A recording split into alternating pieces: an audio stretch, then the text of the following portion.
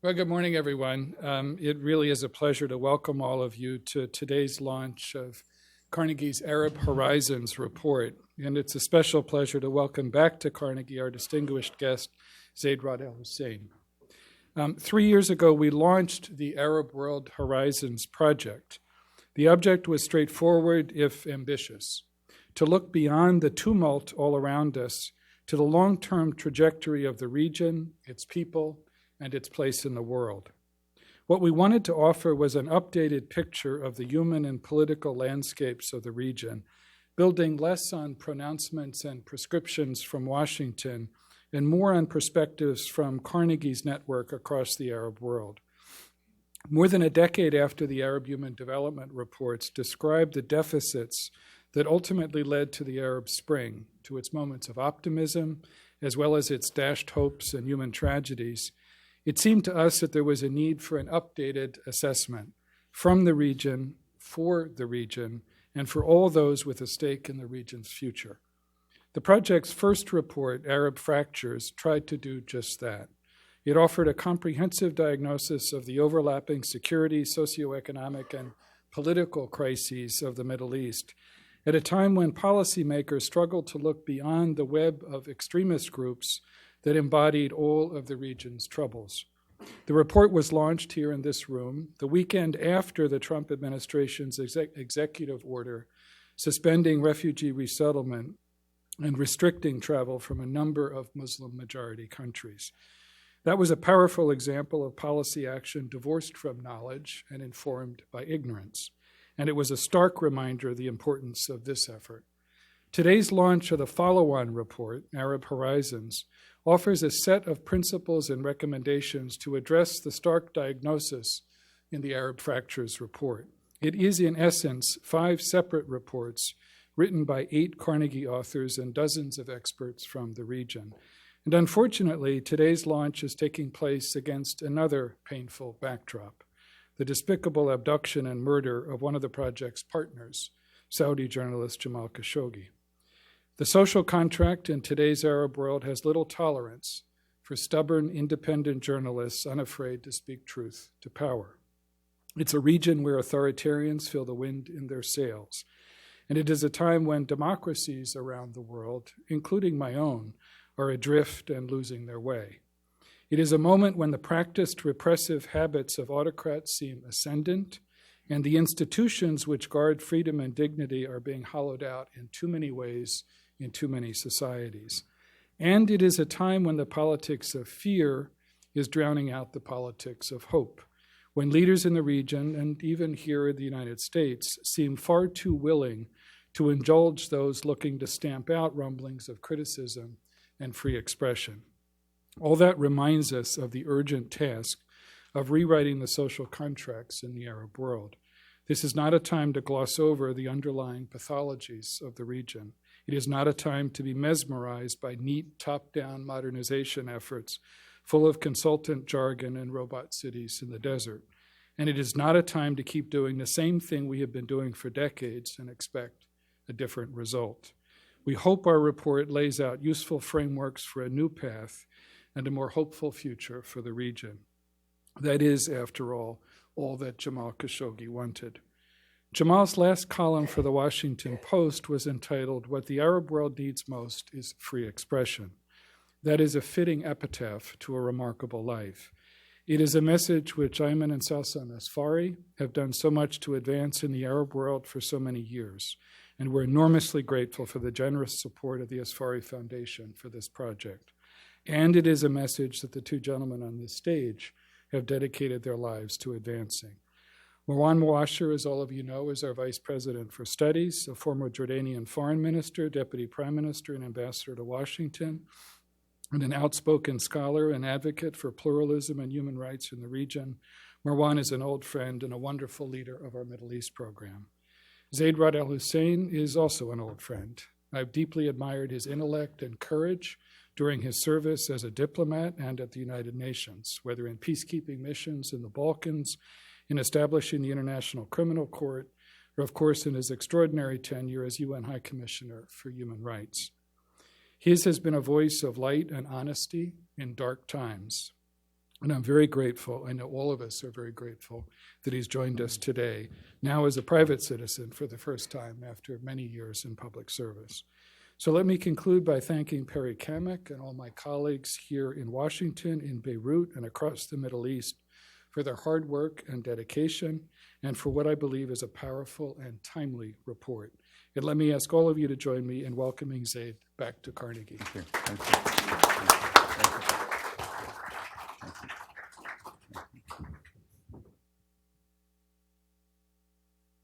Thank you, Bill. Prince Zaid, it's always a pleasure and honor to have you at Carnegie. We are also old friends and colleagues in earlier lives. You just stepped down after a 4-year tenure as UN High Commissioner for Human Rights. And during that tenure, you developed a reputation as a man determined to speak truth to power. This has won you many admirers, but it has also, in your own words, managed to irritate all governments.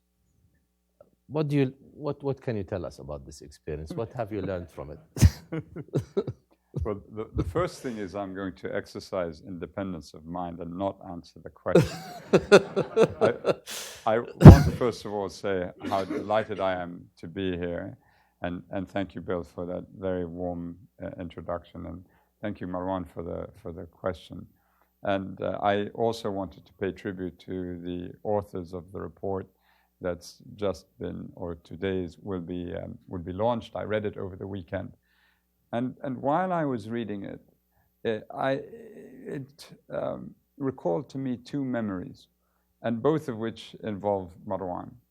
The first was soon after the launch of the UNDP Arab Human Development Report in 2002. There was an Arab ministerial meeting. Marwan was a foreign minister of Jordan at the time. And the meeting took place just before the General Assembly session in New York. And he was sitting in the front row, and I was sitting in the back with the other ambassadors. And Marwan introduced the report to the Arab ministers, and urging them to take this report seriously, because it essentially dealt with issues which were familiar to every single Arab. And if we were honest with ourselves and there was some form of intellectual honesty, we should be able to then discuss the details of it. And watching Marwan, and I was sitting behind, in a growing state of disbelief and exasperation, as each minister basically almost dismissed it, ignored it, spoke derisively of it, was an indication of the depth to which the Arab world at an official level lived in a state of denial, an unwillingness to recognize the extent of the challenges that it faced. And of course, in 2011, all of this came to the surface and people were surprised. Why were they surprised? They shouldn't have been surprised. It was all there, the deficits were there, and we, by not discussing them, it produced these convulsions. The second sort of recollection I had when reading this excellent report is a dinner Marwan and I had. He had left government service. I was still the ambassador in New York, and he was passing through, so we're having a Mexican together. And over the various ceviches and the tacos that we were eating, he said to me, Zaid, I want to ask you a question. When I was minister and you were still ambassador, how many of my instructions did you actually implement? So I said, for you, special price. I said I implemented about 70%. He's like, what? 70%? I said, Marwan, this is much better than the other ministers that I had. But the basic thought that I had is that I had to exercise independent judgment as well. I had to be the very individual that all of us Arabs need to see in each other. That I was not a postal service just taking instructions, and that he entrusted me with this position, or I was entrusted to it by His Majesty the King. But I was a thinking individual. And so I would take some of his instructions. Most of them were excellent. Some of them, and I'm sure they didn't come from you. They came from someone else in the ministry. But then it got me thinking about the lack of individualism, of accepting individualism in our cultures, which the report essentially goes to. That we don't celebrate it. We were tribal societies by and large. We started to de-tribalize ourselves as we moved into the modern state era. We got to about 3/4 of the way, and then we stopped. And now we're sort of going slightly backward. And we're not a modern state, or you can't find an Arab state that is the paragon of a modern state, but we're neither sort of fully tribal, and we're somewhere stuck in between. And we don't know how to play off tribal affiliations against the role of the individual, the rights of the individual, the place of the individual, is how we celebrate the individual, protect and advance the individual. And I think this is what the report gets to the heart of.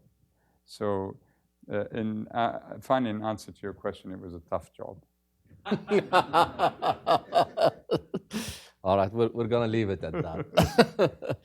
So today we're launching the Arab Horizons report, which consists of 5 areas we think should be worked out in the Arab world: education, governance, political economy, migration, and conflict. And these reports cover themes that you have spoken so eloquently about: the need for accountability, justice, tolerance, free speech. But for those of us who passionately believe in the importance of these values, recent years have been dark ones in the Middle East and probably around the world, but especially in our region. Can you reflect on some of these dark areas and how you dealt with them? Two countries come to mind, Syria and Yemen. How did the international community and the United Nations deal with these issues, and where do you think they have failed or succeeded? Yeah, the office that I used to represent is a small office when compared to all the UN funds and agencies. But it's a vital office because it does use its voice. The humanitarian space is occupied by people who are doing amazing work in the most difficult of conditions. And they speak to the suffering of people, but they don't point a finger to the perpetrator or the alleged perpetrator. And as a result, they are in receipt of vast amounts of funds, at least from our perspective. Because we would point a finger at who is causing this suffering, it was a difficult sort of act to balance. But in our mind, speaking on behalf of victims always won out. We would be willing to take the hit financially if it came to that, rather than sort of somehow mute our voice. In terms of the situation in Yemen, let me work backwards. The group of eminent experts presented their report to the Human Rights Council in August, formally in September. 3 experts who studied all the major incidents in Yemen. And I was speaking to one of them, and I'm prepared to say this publicly because they said it publicly themselves. And he said to me, look, when we traveled to the capitals of the coalition, he said the 3 investigators were impressed by the complexity of the SOPs, the mechanisms in place to assure a minimal number of civilian casualties would accrue as a result of the coalition airstrikes. And then he said when they went to the actual sites themselves, there seemed to be no connection between what the coalition was doing from the point of view of mechanisms on the one side with the effect on the other. They couldn't understand the disconnect. It was so stark. And the Human Rights Council then has now extended the work of the group of eminent experts. And I think there is where we have the problem. when the operations began, the belief was that the coalition was putting down an insurgency, a Houthi-led insurgency with Saleh joining. And that this in some way legitimized the actions of the coalition, even if there were civilian casualties. And we, while pointing out these violations on the part of Houthi and Saleh, we also said, yes, but that doesn't legitimize the extent to which civilian casualties are occurring as a result of coalition airstrikes. And for a long time, we were assured that every measure every precaution was being taken, and yet on the ground, nothing seemingly happened. I had about 18 investigators in Yemen, 2 at one stage in Taiz, while some of the worst attacks were taking place. And for us, we were pleased that after 2, we wanted an international investigation right away, and it took time, but eventually we managed to get it, and we were pleased about that. In Syria, of course, it's simply an inexhaustible supply of horrors. I reached a point where I felt it so difficult to meet with the victims of the cruelties in Syria, the families, because I had nothing to say beyond just disgust at what was happening on the part of the international community and what was happening inside of Syria, that we couldn't stop this suffering. What I fear is that there will be a negotiation at some stage and no accountability. And that's something that I find quite horrific. And that is, when you look around the world, you see truth commissions, you see accountability mechanisms. If you take out the Hariri in the Special Tribunal for Lebanon, which is almost a special case, and then what's happened in Tunisia, which itself is almost in a separate class. You take it out of the context of the Arab world. There are no accountability mechanisms. There are no truth-telling mechanisms foreseen. Syria, we have one because we pushed for it. Not that didn't come from within. And it raises the question: what are we, Arabs? Are our lives so cheap that we can destroy each other? No one pays a price for it. We have these wars. We have these atrocities. And why don't we have what other parts of the world have? Are we so valueless in terms of our human worth that it's okay, you can murder hundreds of thousands of people and we'll fix your country for you, and we have to accept it as it is, and we can reestablish diplomatic relations with the Syrian government, and it's all right. And I think this is ultimately a reflection on the poor state that we're in, and perhaps it goes to the heart of the report and the educational system that produces Ottomans and not thinking human beings. I wanted to ask you about that. You've often talked about the empowerment of the individual, and indeed in the report it talks about the need for a new educational system in terms of of new values and new skills and empowering the individual, as you stated, so that they become citizens and not subjects in their own countries. Can you talk, how important do you think is education for the future of the Arab world? Well, here's another memory, and Marwan, you're a very strange animal. In the nicest way, I'm saying this. Because your background is in engineering, in mathematics, and I was told years ago you were very gifted as a mathematician and as an engineer. But your experience doing your doctorate in the United States also left you thinking in terms of the wider context of fundamental freedoms, participatory politics, and you saw what was happening around you. When I was ambassador here after you, from 2007 to 2010, I asked the Fulbright Foundation for a list of all the Fulbright scholars who came from Jordan, because I felt when traveling around the U.S., if I went to the University of Indiana at Bloomington and there was a Jordanian Fulbright scholar, I wanted to meet them. And so the lists were sent to me, and I was completely astonished because, without exception, all those scholars, all of them, were in the numeric disciplines. They were statisticians, mathematicians, engineers. There wasn't one lawyer, one philosopher, one historian, one sociologist, not one in the 3 years that I was ambassador here studying on a scholarship from Fulbright. So it made me think, well, so these are the best that we have in the country. They come and they get a first-class education here, and they go back as highly educated individuals from graduating from Western institutions with advanced degrees.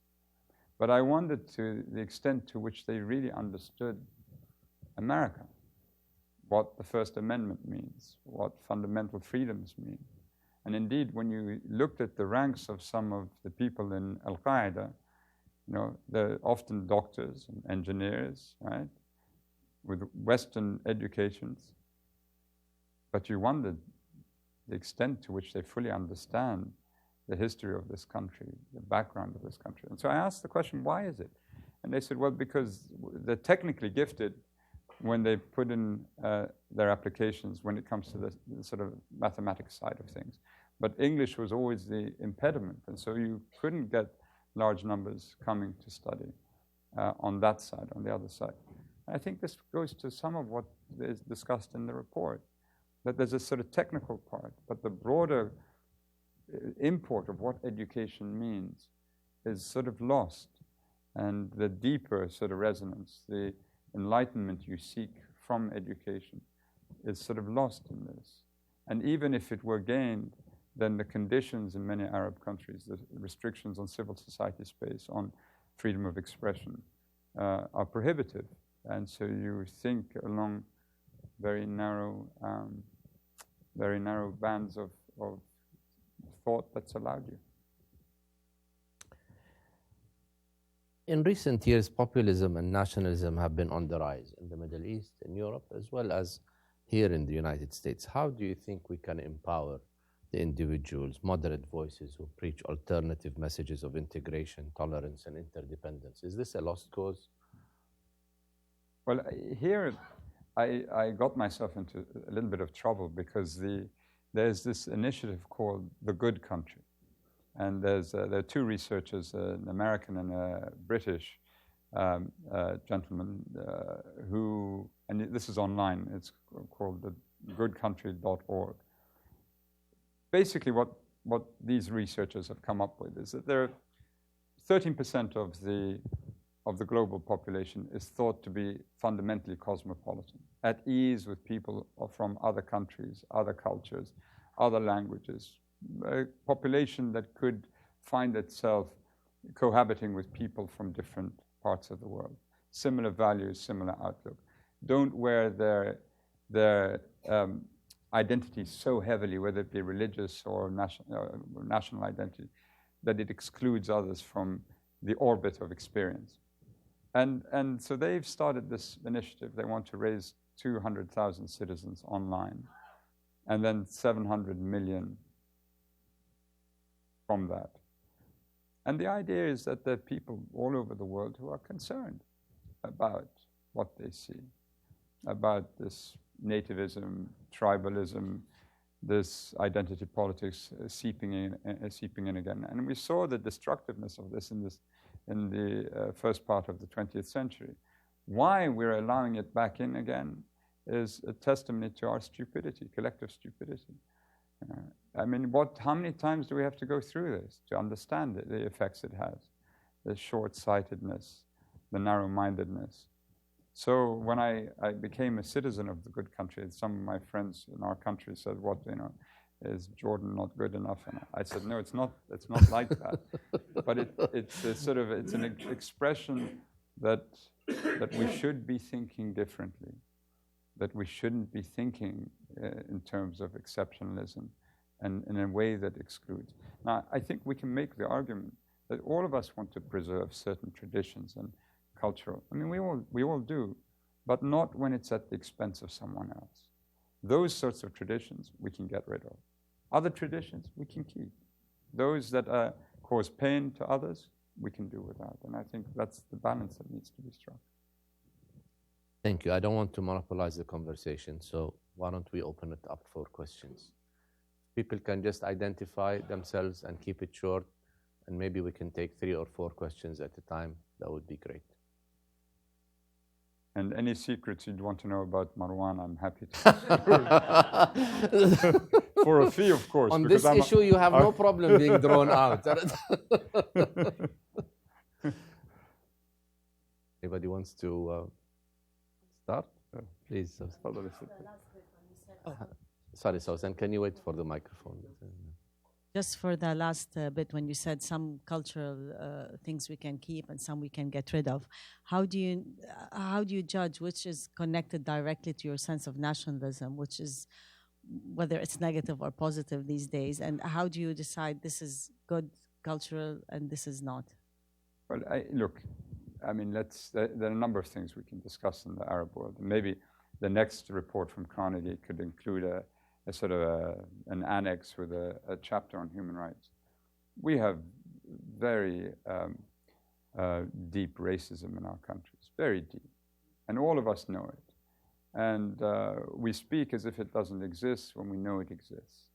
And our view of people who have a darker skin is horrific. And the way we speak, the language we use, is horrific. We can do without this. This is not something that should be tolerated in our societies. Under our various constitutions, there's no room for that in any case, but it exists. And it may be given a sort of a cultural veneer. The other thing is, I got into a lot of trouble with so many of the Arab governments because the office that I represented, we supported the rights of the LGBTI community. So I was speaking to a very learned friend who graduated from Al-Azhar and who is almost a self-confessed homophobe. And he said, Zaid, I can agree with you on all these, but on this, I can't agree with you. I can't agree with you. This is something, for us, we can't go there. So I said to him, look, when you discuss Sharia and the interpretation of the law in a certain context, where it is the applicable law, you can make a case. But let me ask you a question. When you have Islamophobia raging through Europe, and you have large Muslim communities, and who are staring at the possibility of modifications to the law where they will be severely discriminated against in the future, what law protects them? It's not Sharia, because it's not applicable in those countries. So what law protects them? What law protects them is international human rights law. And that law requires that there has to be a certain standard that is respected or an obligation met. So you can't have your cake and eat it. You have to accept that we either live in a globalized society with a global standard and laws binding on all, or we can go our separate ways and we'll have world wars every now and then and we're finished as a human society. And that's ultimately what's at stake. And so these discussions need to be had. And it's as if sometimes we believe there isn't an LGBTI community in the Arab world. It doesn't exist. It exists, and it reminds me of once, I shouldn't say who, but it's we were discussing in Jordan the introduction of a law on human trafficking. And the Minister of Interior was being asked by the press about this law. And he was asked the question, what is human trafficking? What does it actually mean? What's the definition? And the minister said, I really don't know what it means, but I can tell you we have none of it in the country.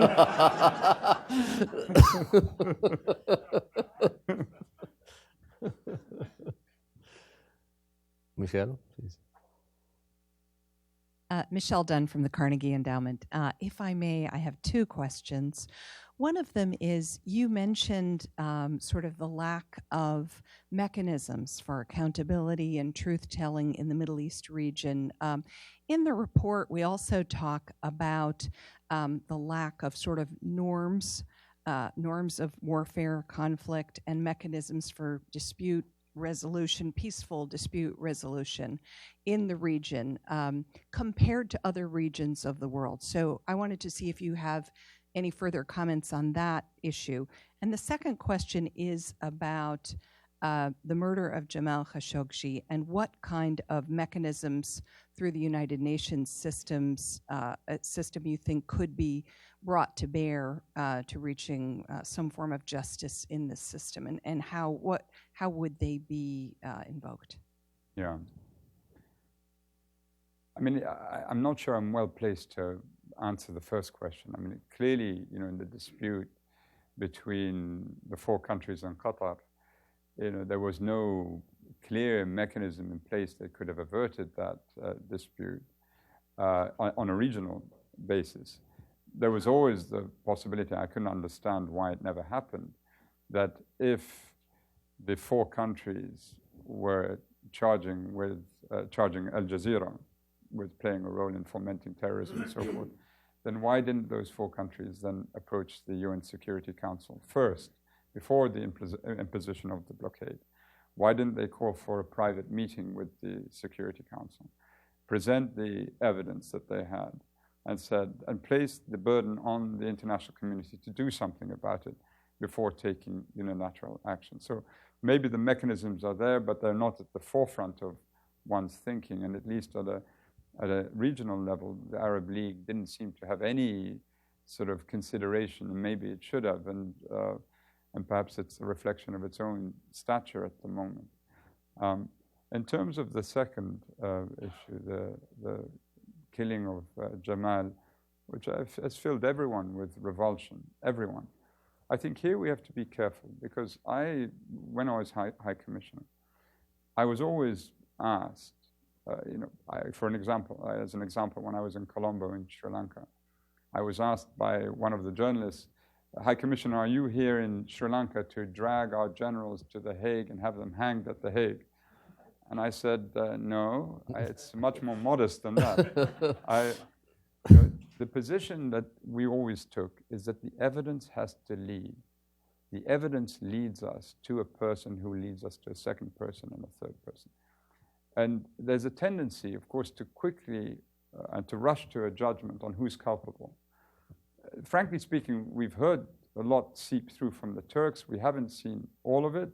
We need to see all of it, and we need to see if there's exculpatory evidence there as well. I think, in all honesty, those who call for an international investigation, I think that position is probably the right position. As High Commissioner, I started investigations on my own accord. It was always better to have the international community ask you to do it, because then you get the buy-in of the actors themselves. My hope is that Turkey and Saudi Arabia would ask this of the UN, and then the UN can put together an investigative team of forensic specialists, criminal investigators, human rights investigators, and then the truth comes out. Another point needs to be made. The relationship my office had with Turkey, and I assume still has with Turkey, is a difficult one. We had asked for access to the southeast over a number of years, because we heard of these frightful reports of civilian casualties in the Kurdish cities of Cizre and Nusaybin and Diyarbakir. And we were never given this access. So when the Turkish president says that the consular officials never gave access to the Turkish authorities, the Saudi consular officials, there's an irony here, right? And that's why in the end, I think what really has to happen, there has to be an international investigation, and then the truth will emerge, and then we'll see where the culpability really lies. And I think it doesn't serve anyone to rush to judgment, particularly because there seems to be a chess game being played at the moment, and we don't know what the two players are thinking in depth. The supposition is that there is a deal that's in the offing and so forth. But I think that's ultimately the only course that would make sense and satisfy most people. Over there at the back, the lady in the back. Geneva Abdo, I just have a question for Mr. Hussein. I'm just curious as to your thoughts on why the case of Jamal has reached such astronomical proportions, whereas 500,000 people in Syria who have died and millions died in the Iraq war did not receive such attention. And I'm just asking you, as a human rights specialist, why you think that this case has galvanized the world community, whereas many more people who have died in other Middle East wars have not. Thank you. Yeah, I mean, it's a question that's been dealt with in editorial comments in many of the world's major newspapers. I mean, clearly Jamal was a charismatic figure. I never had the privilege of meeting him, but he, of course, had many friends here in Washington, and he worked for the Washington Post. His criticisms seem to be mild when you compare them to the criticisms one sees in the U.S. vis-a-vis the U.S. government. And so the savage or the grisly nature of his death is just astonishing. I mean, it's so gruesome. And the fact that it was done in a consular premise or premises, does raise the question, the broader question, what's going to happen to us? I mean, if embassies and consular premises, and the three of us were serving ambassadors, are turned into sort of slaughterhouses of dissidents, for dissidents, you can imagine where we end up. The very fabric of the international law and the international systems holding the world together are being torn apart. And so this becomes an emblematic case. And we have a number of emblematic cases around the world. And you hope if you resolve this case, then you resolve a whole class and category of cases. Adil Jubair said the other day that the Kingdom of Saudi Arabia would ensure this never happens again. And so then let's see if other critics continue to speak of the need for greater freedom of expression in the Arab world and in the kingdom. What will happen to them? Why? And the questions perhaps also that deserve further attention is, why abduct someone like that in the first place?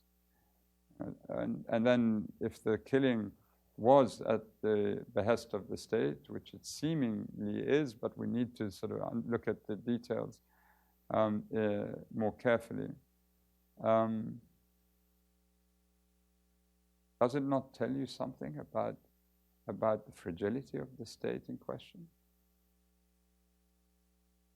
And that becomes even more it creates a further doubt. Hammarskjöld in the 1950s spoke about the maturity of mind of states, that there had to be sort of an evolving maturity of mind and acceptance in the human rights framework of an outside auditor, an outside, a sort of critic who can reveal what you'd rather not reveal. And I think in this case, it's both his personality, what he was doing as a journalist, and then the severity of his punishment. Because obviously they wanted to silence him and then send the message to those who would hear through the grapevine what happened to him. But who and where the culpability lies, I think we have to be careful until we understand all the facts that hopefully will emerge sometime soon. Ayman.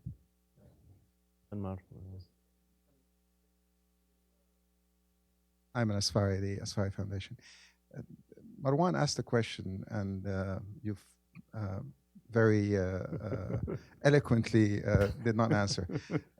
It's easy for me as somebody who lives in the UK to call for these universal values and talk about the accountability, the atrocities, and so on and so forth.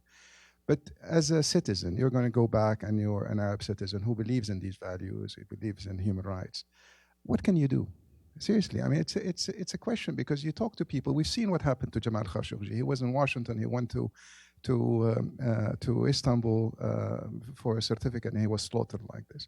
So what can an average Arab citizen who believes in these universal values, and I genuinely believe there is a huge wave in the Arab world, which is fueled by the social media, that is yearning for this, and we've seen what happened in the Arab Spring.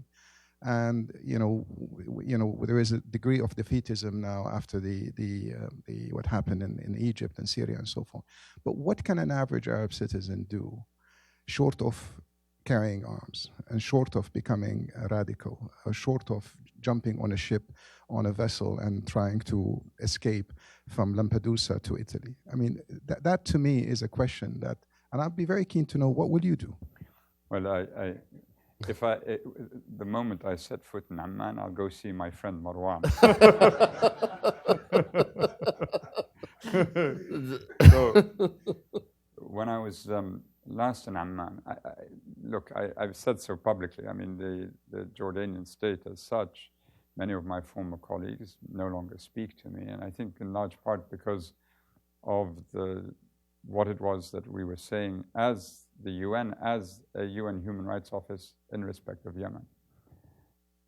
In particular, but not limited to that. There were other things as well.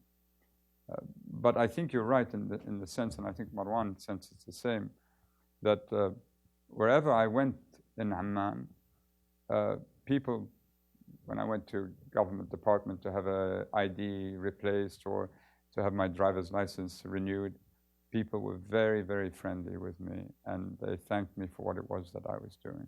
And I think you experienced the same throughout the country. So I think you're right in saying that there is. I mean, what we're plagued with in the Arab world, but also beyond that, is this idea that a security state is the only way to stave off terrorism.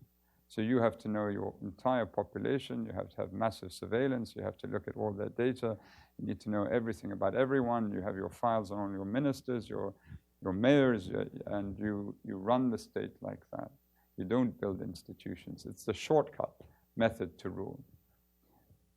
But there isn't a religious or historic, let's say historical tradition, and certainly Islam does not allow for it, that you rule by oppression, that oppression is good. And the security state often becomes oppression. And that is not within our culture. We want just rule. And if you're going to define what just rule is, then the people of the entity must decide what they believe is just rule. And I think that's where the argument has to exist. And there are three conditions for the management of a country from a human rights perspective. One, no discrimination on any grounds against any citizen. Two, no deprivation of social or legal protections on the basis of that discrimination.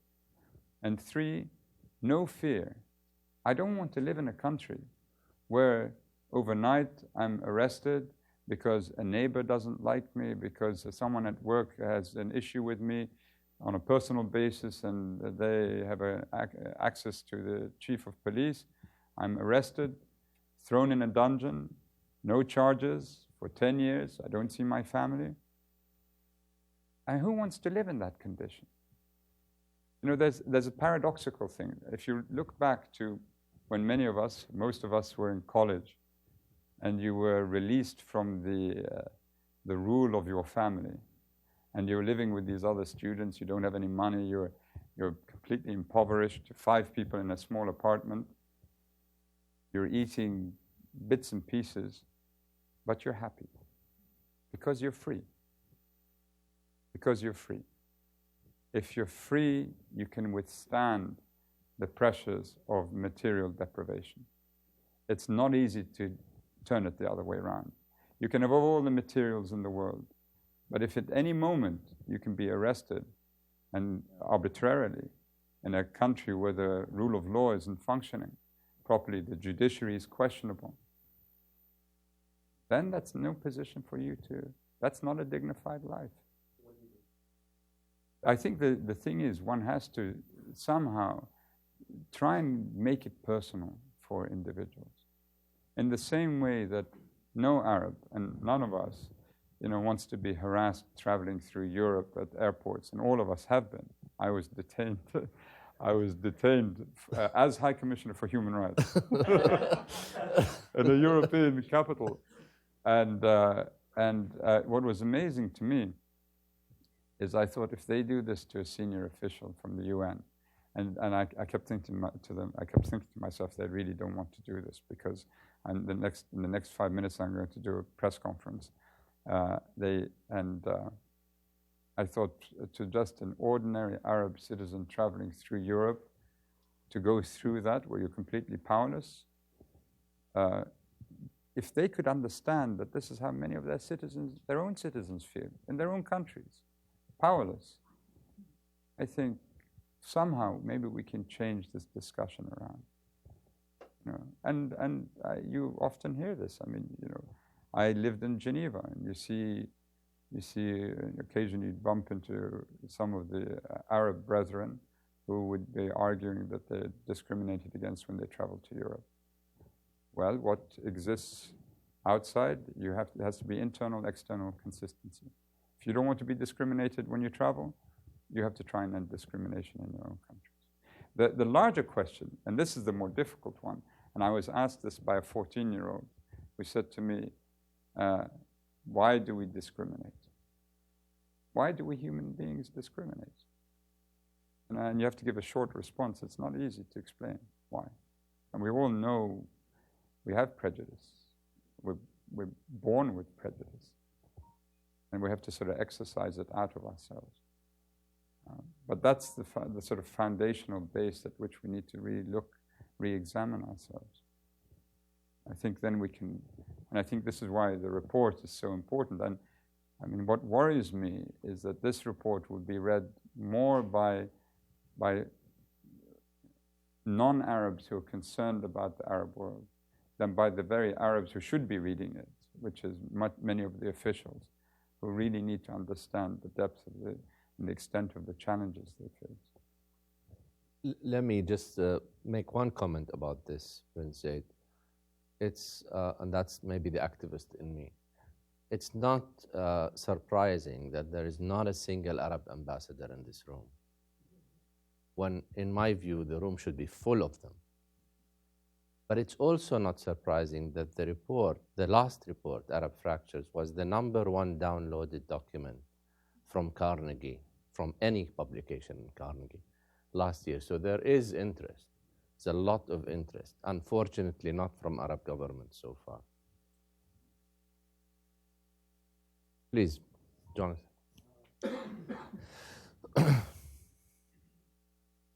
Jonathan Kitab, that leads directly to my question, which is, in your dealing with the governments, the elites, the ones who have power, the ones who may feel threatened by these changes, how do you approach them? How do you deal with them? How do you convince them to accept all these changes, which we all agree are necessary? And the second part of the question is, of course, to what degree is our failure to apply universal standards? As a Palestinian, I say this: when the West fails to apply these standards equally and universally, you lose the moral power behind such an appeal.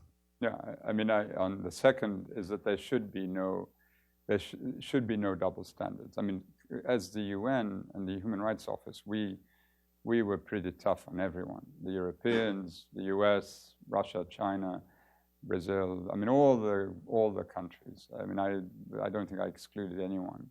So we approached all countries in the same way. The way the countries approach each other, this is, as you said, selectivity, double standards. You excuse your own conduct when attacking another country, and it becomes a brawl, and it discredits the human rights movement, because the movement itself is predicated that every country has its obligations, and those obligations must be met. And so it doesn't exclude anyone from. And so I used to have the discussion about the rights of Palestinians under the jurisdiction of the Palestinian government or the authority, separate from the occupation. Then the rights of those who are occupied under the foreign occupation, and then those rights of Israeli citizens of all stripes under Israeli jurisdiction. We had to separate those three and observe that there were violations, that some rights were honored, others were, of course, clearly violated. The first one is the more difficult one, Jonathan. I don't know. I mean, you sit there with senior officials of these countries, and they say the right thing, right? So it goes back to the investigator who was investigating Yemen. They say the right thing. Yes, they're committed. But then so often nothing materializes. And I was told by someone I'm close to, the Arab world believes in public relations. You just invest in a PR firm, you just deal with the surface issues, you do a few interviews, and then the problem goes away. And I think what Carnegie is showing is the problems don't go away, they get worse and they accumulate. And I think this is what we need. There has to be a sort of a depth of seriousness when you look at this. Harvard at the Kennedy School, they coined this, or they imported from biology this term a few years ago of isomorphic mimicry. And it explains a lot of states around the world where what you see is not really a state. It looks like a state, but it's not a state. And you go to a school which looks like a school, but there's no education within it. You go to a clinic which sort of makes you think there's a public health service that it should be providing, there's no public health service. And so then it's sort of often states in name only. And when you get to the heart of it, the central nervous system of the state is the sort of accountability, judiciary, the legal part of it that has to operate free of any political consideration. We noticed, for instance, in Venezuela, that things just really started to go wrong in 2011, 2012, 13, when most countries were completely quiet about it. It was only the US, maybe Spain, but no one else. When they started to politicize the judiciary, we began to realize that this country was in trouble. And that's often the bellwether in many countries. So I'm not sure I have the answer. We try and convince each head of state, each head of government, but it's frustrating. And then sometimes you see some good progress as well. So it does exist, but not as much as we like. What we have tried, Ayman, in the report, as much as possible, is to point out to some success stories. So let's say on education, there's a lot to be desired, but there are pockets of excellence. There are islands where people are doing good work. And so we brought these people and made them share their experiences in the report. But I mean, this is a long-term process, and there are no easy answers. I mean, I agree with you. My own view is that the Arab world has lost a major financial tool that has allowed it to sustain this patronage system, which is oil. Or maybe not lost it completely, but with oil prices on the decline, the financial tools that were used to sustain these inefficient systems are no longer there. That's one thing. Transitioning from that point to a more productive system is going to be a very long-term process. But I think we are in the middle of sort of the beginning of the end of the rentier era in the Arab world, and that's good. But it doesn't mean that bad things will not happen in the interim before we hopefully transition to more pluralistic systems. Maybe we have time for one more. In the back, please.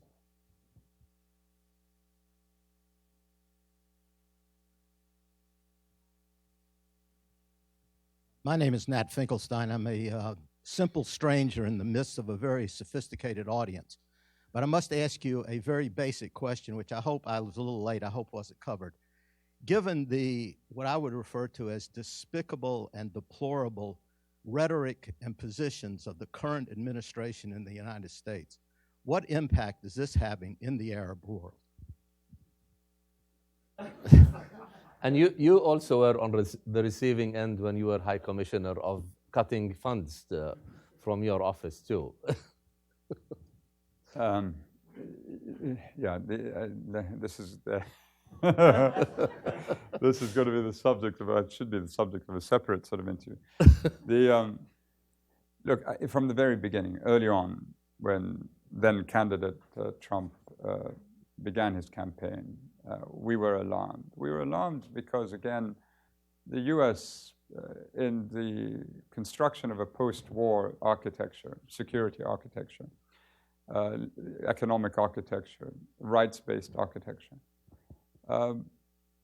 served as the sentinel for the maintenance of these systems which would prevent a recurrence of world war. It wasn't just mutually assured destruction with the possession of nuclear weapons. It went beyond that. It was aspirational, as we all know.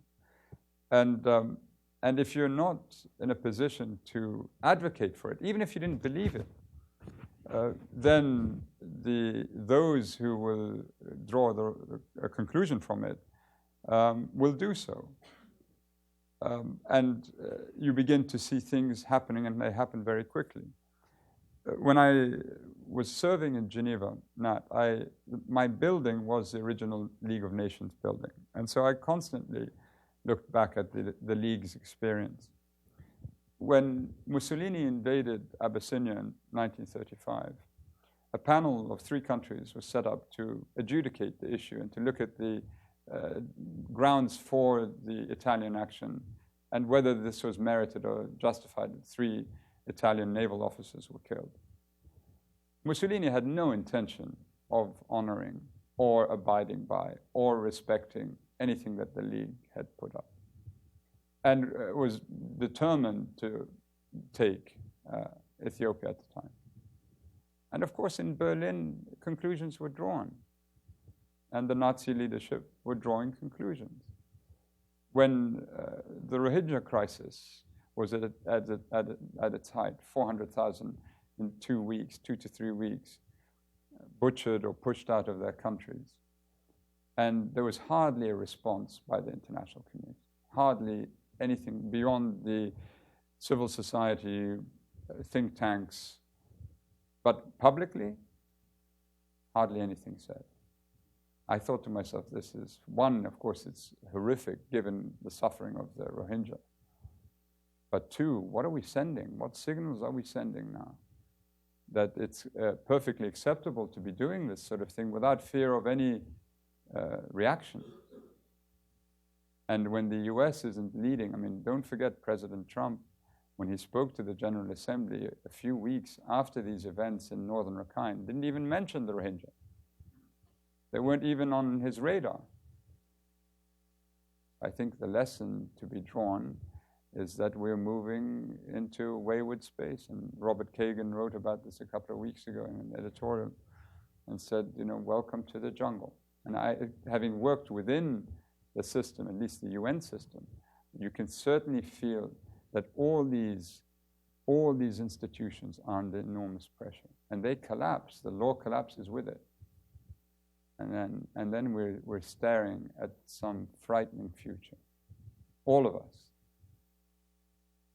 I like to quote from Cecil Lewis, who in 1936 wrote this marvelous lyrical account. I mean, not marvelous in the style of writing was marvelous, but the content was frightening, about the experiences of the First World War. And in it, he refers to the stupidity, the invincibility of man's stupidity. And sometimes you really have to think, that's where we are, despite all of what we hear from Silicon Valley, that some app is going to save us. And I honestly think they're in a different space altogether. They are. Yeah, they are. The real world is something far more frightening. And it requires a resolve, and it requires a standard of leadership which we don't have. Globally, we don't have. We have a lot of mediocrity.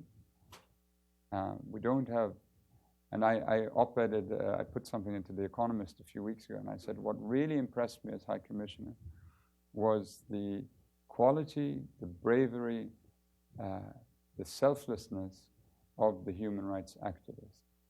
Leaders who are not seeking publicity and prepared to forfeit everything in defense of other people. And they are the people I'd like to see my children resemble. Not many of the politicians, so-called leaders who are self-serving, craven, corrupt, really not something that we would say are the epitome of human experience. And my hope is somehow we can elevate these grassroots leaders into positions of national leadership, because otherwise I don't see how it is we can overcome many of these issues. And we are down a very dangerous path as it is. On that note, I think you will agree with me why Prince Zayed is such an outstanding representative, not only of his country, but of truly the whole world, a true global citizen. Thank you very much for a very enriching discussion. I want to remind you to please stay in your seats, because we're going to go straight to the second panel where we will discuss the details of the report. Yeah. Thank you very much. Thank you so much. Thank you.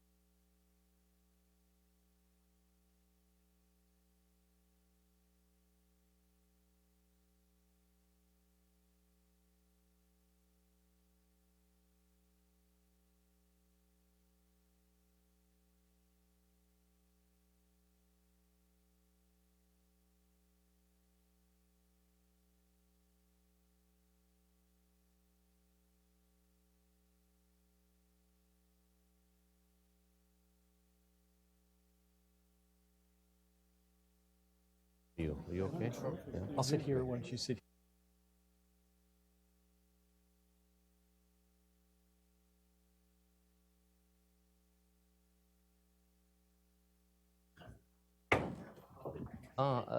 جمنا منيح. It's fast, good. يعني 12 ربع يمكن، بس معناش وقت كثير، معنا 1 hour only. 1 hour. Marwan, you're here. Hello. And Elise, this is not. Very nice to meet you. Well, Hi, how are you? Where do you want me? Hey, how are you? How are Where you? do you want me? Here or Just here? sit here. Sit right here. Good to see you. Good to sit right next to you. Just-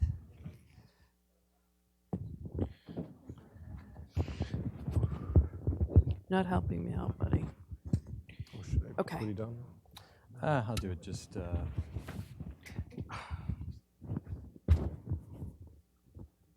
Okay, if we could take our seats, we're going to start the second panel.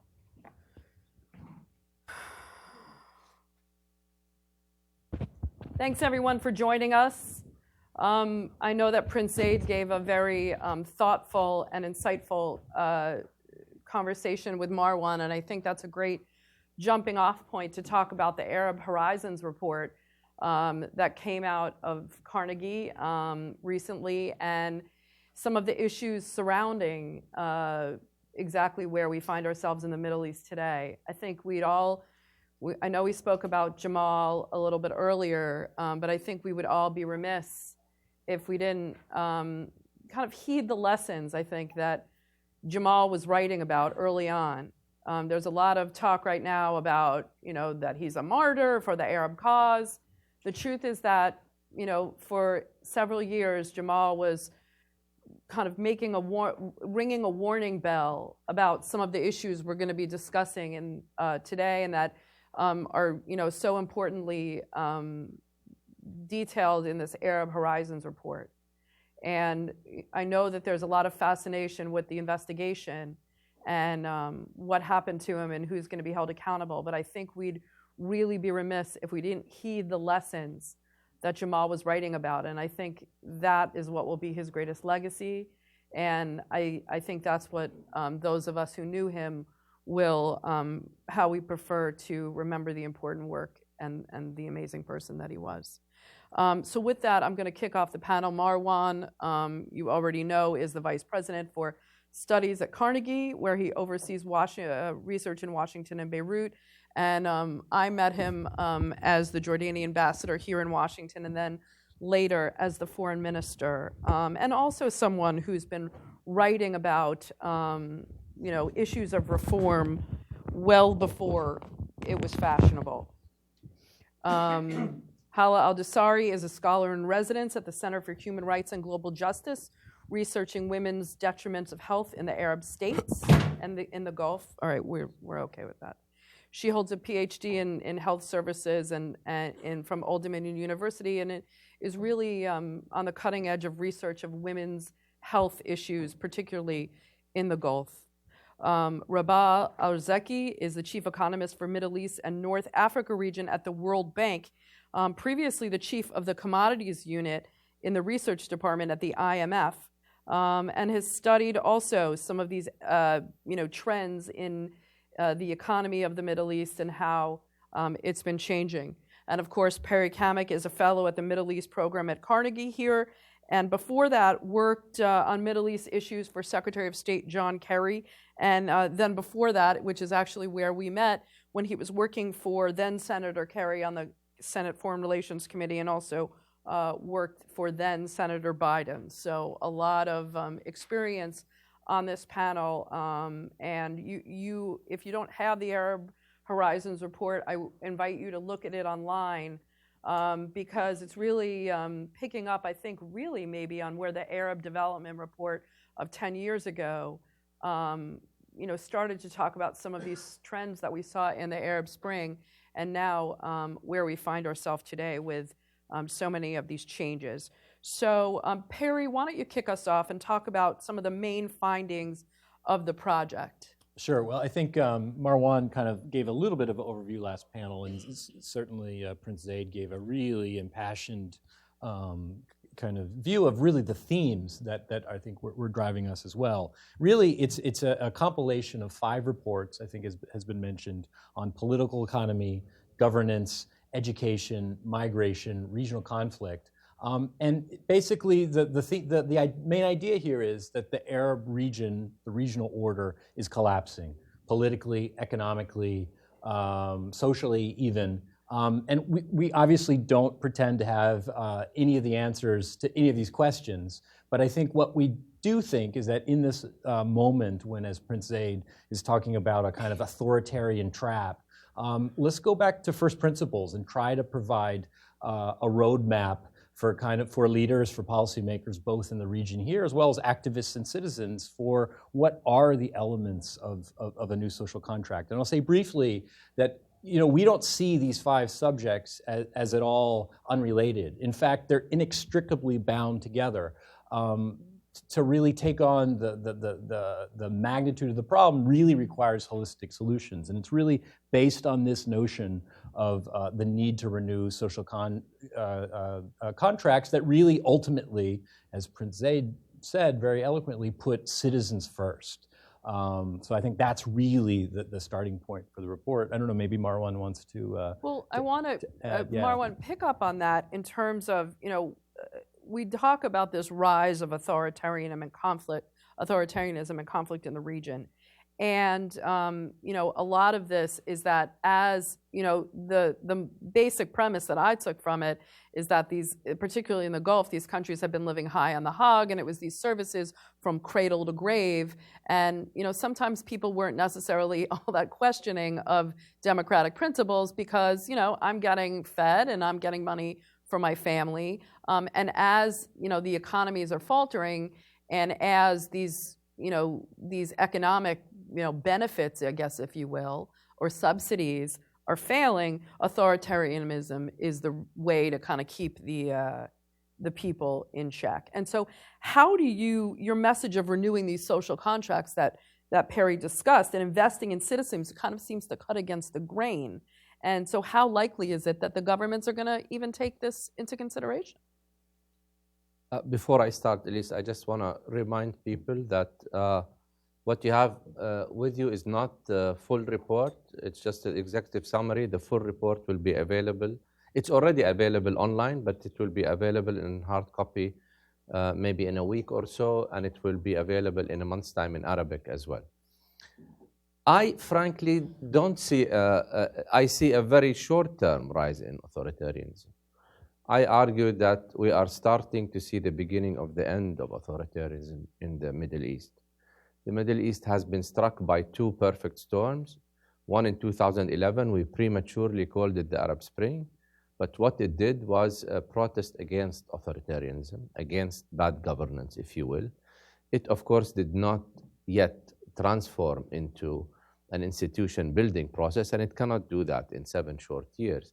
But the second perfect storm took place in 2014, and I alluded to it in the earlier session, which is the decline in oil prices. Oil has allowed Arab governments, both oil-producing governments and oil-importing ones, to sustain an inefficient economic and political system in the Arab world and to allow authoritarianism to take root without any challenges. Today, that era is drawing to a close. And with the decline in oil prices, oil-producing governments are finding out, like the Saudis, for example, that they can no longer sustain either domestically or regionally their systems. And oil-importing countries, like my own country, Jordan, are also finding out that they can no longer depend on the largesse of Gulf states or remittances of Jordanians working in the Gulf to the same extent that they used to before. The question is, how do you transition today from a status quo which is unsustainable to a more productive one in the presence of Arab governments who are refusing to internalize the main lessons that we have learned from 2011 and 2014, which is basically that if Arab governments want to keep their power, they have to share it. That's the principal lesson that is still not being internalized. And frankly, I don't see that it will be internalized anytime soon. To answer Ayman's question, we're going, whether we like it or not, we're going through some dark times in the Arab world that have not ended until we understand that we need to transition to more productive systems that are based on merit and not on patronage. But that process is going to take quite some time. And reformers like me or Ayman or Prince Zaid or many others are, of course, very impatient and want to see results happen soon. I don't think they will. I think this is a very long-term process. I want to get to the Jordan example and your talk about reform in a minute. But Hala, talk to us about, particularly in the report, but also you've wrote about the need for new social contracts and in particular empowering women. Yeah. Politically, economic, socially. What are the main factors holding this back? Because, on one hand, people would say, oh, women in the Middle East are more empowered than ever. But, when you kind of look at the indicators that would suggest that, maybe it's more of like symbolic type of advance. Yeah, I totally agree. I think if you look at the indicators from the Global Gender Gap Report, you will see that the Middle East in general, is ranked the lowest in terms of, the political participation of women, the economic participation, or in several other domains as well. And it just reflects the disparity that exists based on gender, but again, the disparity that exists based on distribution of resources, access to information. I do believe, exactly like Marwan diagnostically said it, is that we have a crisis in terms of the control of power and the space allowed for the civil society to push through. You can't have meaningful transformation in any of those kinds of indicators, whether it's access to opportunities or engagement and meaningful engagement in policy, political participation at large, without having the voices of people. And I think this is something that is being sacrificed in the regional conflict, because there's so much attention on maintaining stability. This is usually the premise is that if you need security, if you need stability, you're going to have to wait.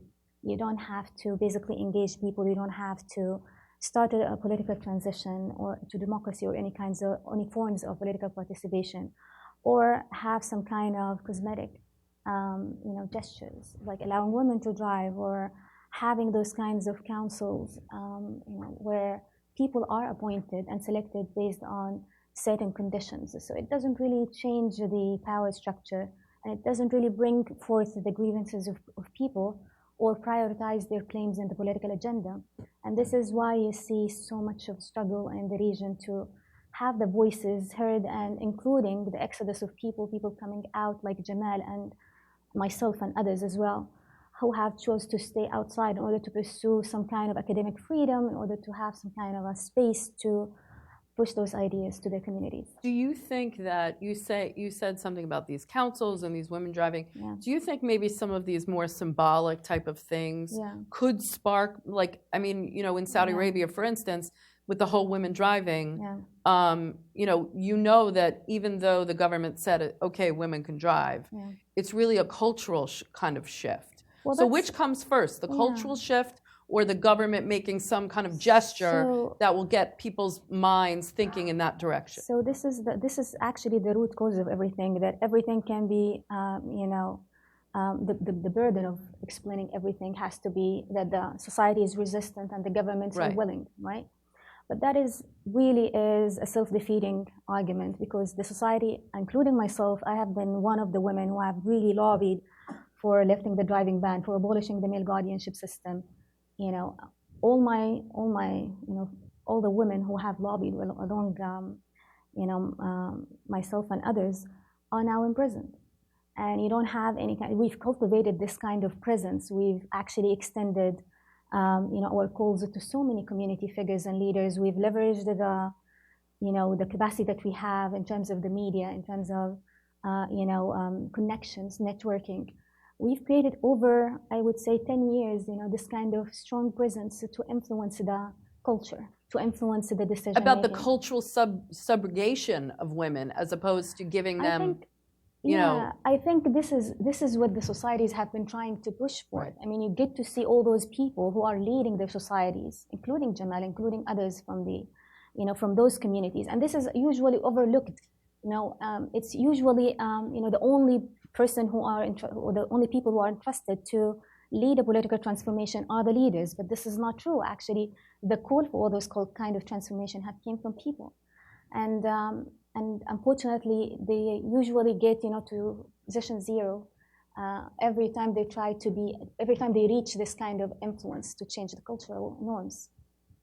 Rabah, when we talk about this idea of the model of redistribution mechanisms on which Arab economies were built, the report says it's unraveled.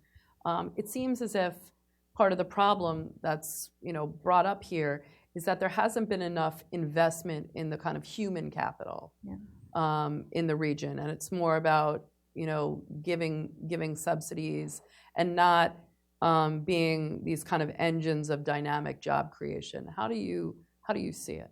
And also, I do agree that there are issues with the quality of human capital that were raised earlier. But my biggest worry is indeed that we've got talented young individual in the region, and statistics shows we've got an enormous amount of brain drain. Young people traveling to the US, to Europe, and making the wonders of the Silicon Valley. But my sense is, even with the best fixes we can think of to the education system, if the motivation, if the demand for these skills is not rising, we won't fix it with just simply putting more resources into education system. So I think it brings us back to the private sector, to the genuine nature of the private sector. Because these countries don't really have a very, I mean, maybe the UAE and Dubai, even though there's a lot of state-run enterprise, I feel like there's the private sectors in these countries are sluggish at best. Yeah, no, absolutely. And I think the report does point to that. Is, I think deep down, the issue at heart are the issue of the blurriness of the ownership structure in the region, which leads to the issues that I think were flagged in the report on the perceived cronyism and the blurry nature, the blurry distinction between public and private.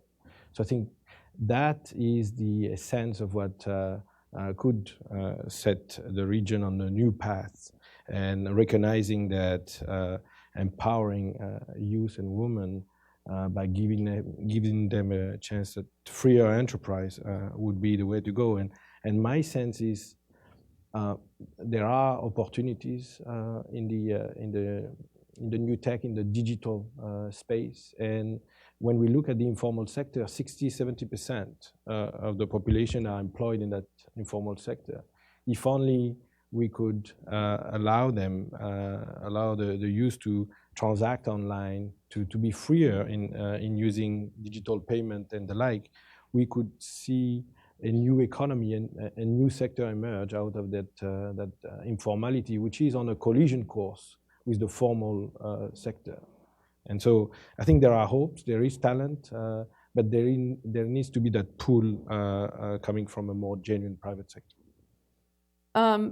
Perry, talk to us about how these governments are going to regain this trust. There seems to be at the very heart, because of these issues we're discussing, a breakdown in the kind of social compact and the trust between, and I would say maybe trust wasn't so important back in the day, and now,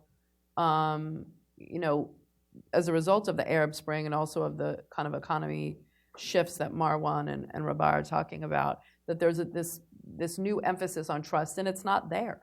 Right. How do they regain that? Well, I think fundamental to this, the report is this notion that leaders and societies have a choice here, that we do seem to be kind of stuck in this authoritarian trap where increasingly repressive measures are required just to kind of keep a lid on things. And I think what we've seen, whether it was Tunisia or Egypt, Syria, Yemen, eventually the top blows off. And I think we're seeing some worrying signs now that even Saudi Arabia, like that we could over time be headed towards greater instability. So I think the fundamental message we're trying to convey, and it's not us in Washington, it's really our network of dozens and dozens of scholars. Hala is one of our contributors. What they are trying to convey is that leaders have a choice.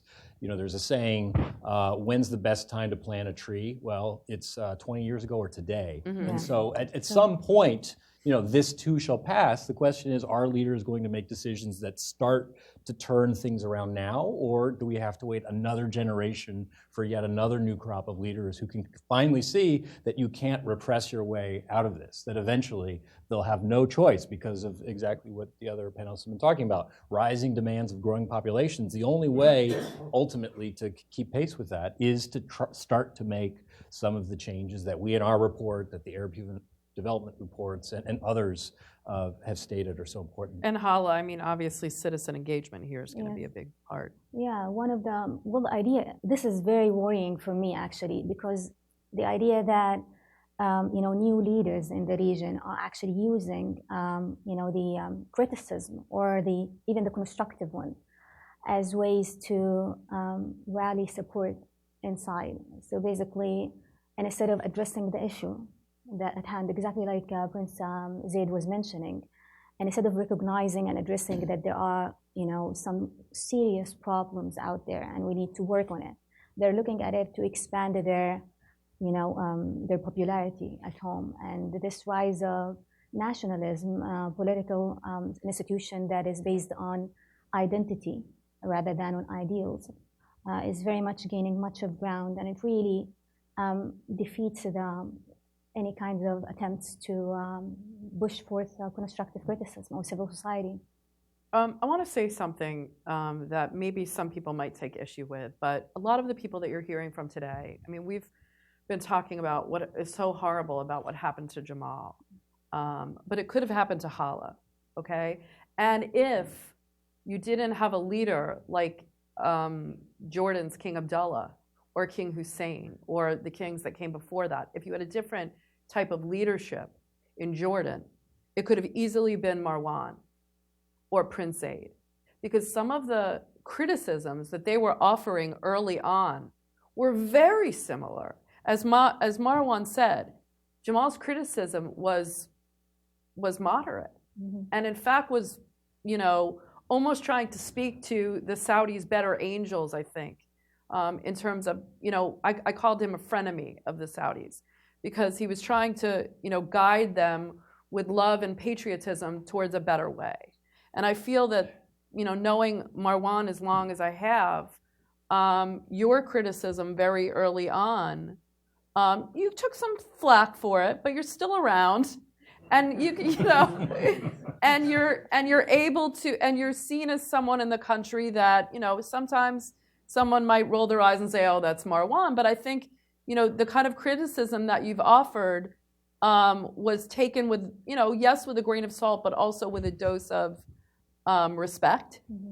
And so talk to us about Jordan. Most people think of Jordan as breaking the Arab mold. It has peace with Israel. It's got this, pro-young American leader who rides a motorcycle. And to what extent are the problems that you're discussing in this report, corruption, authoritarianism, broken social contracts, present in Jordan? Well, we talk extensively in the report about the need for governance, good governance. Unfortunately, as you point out,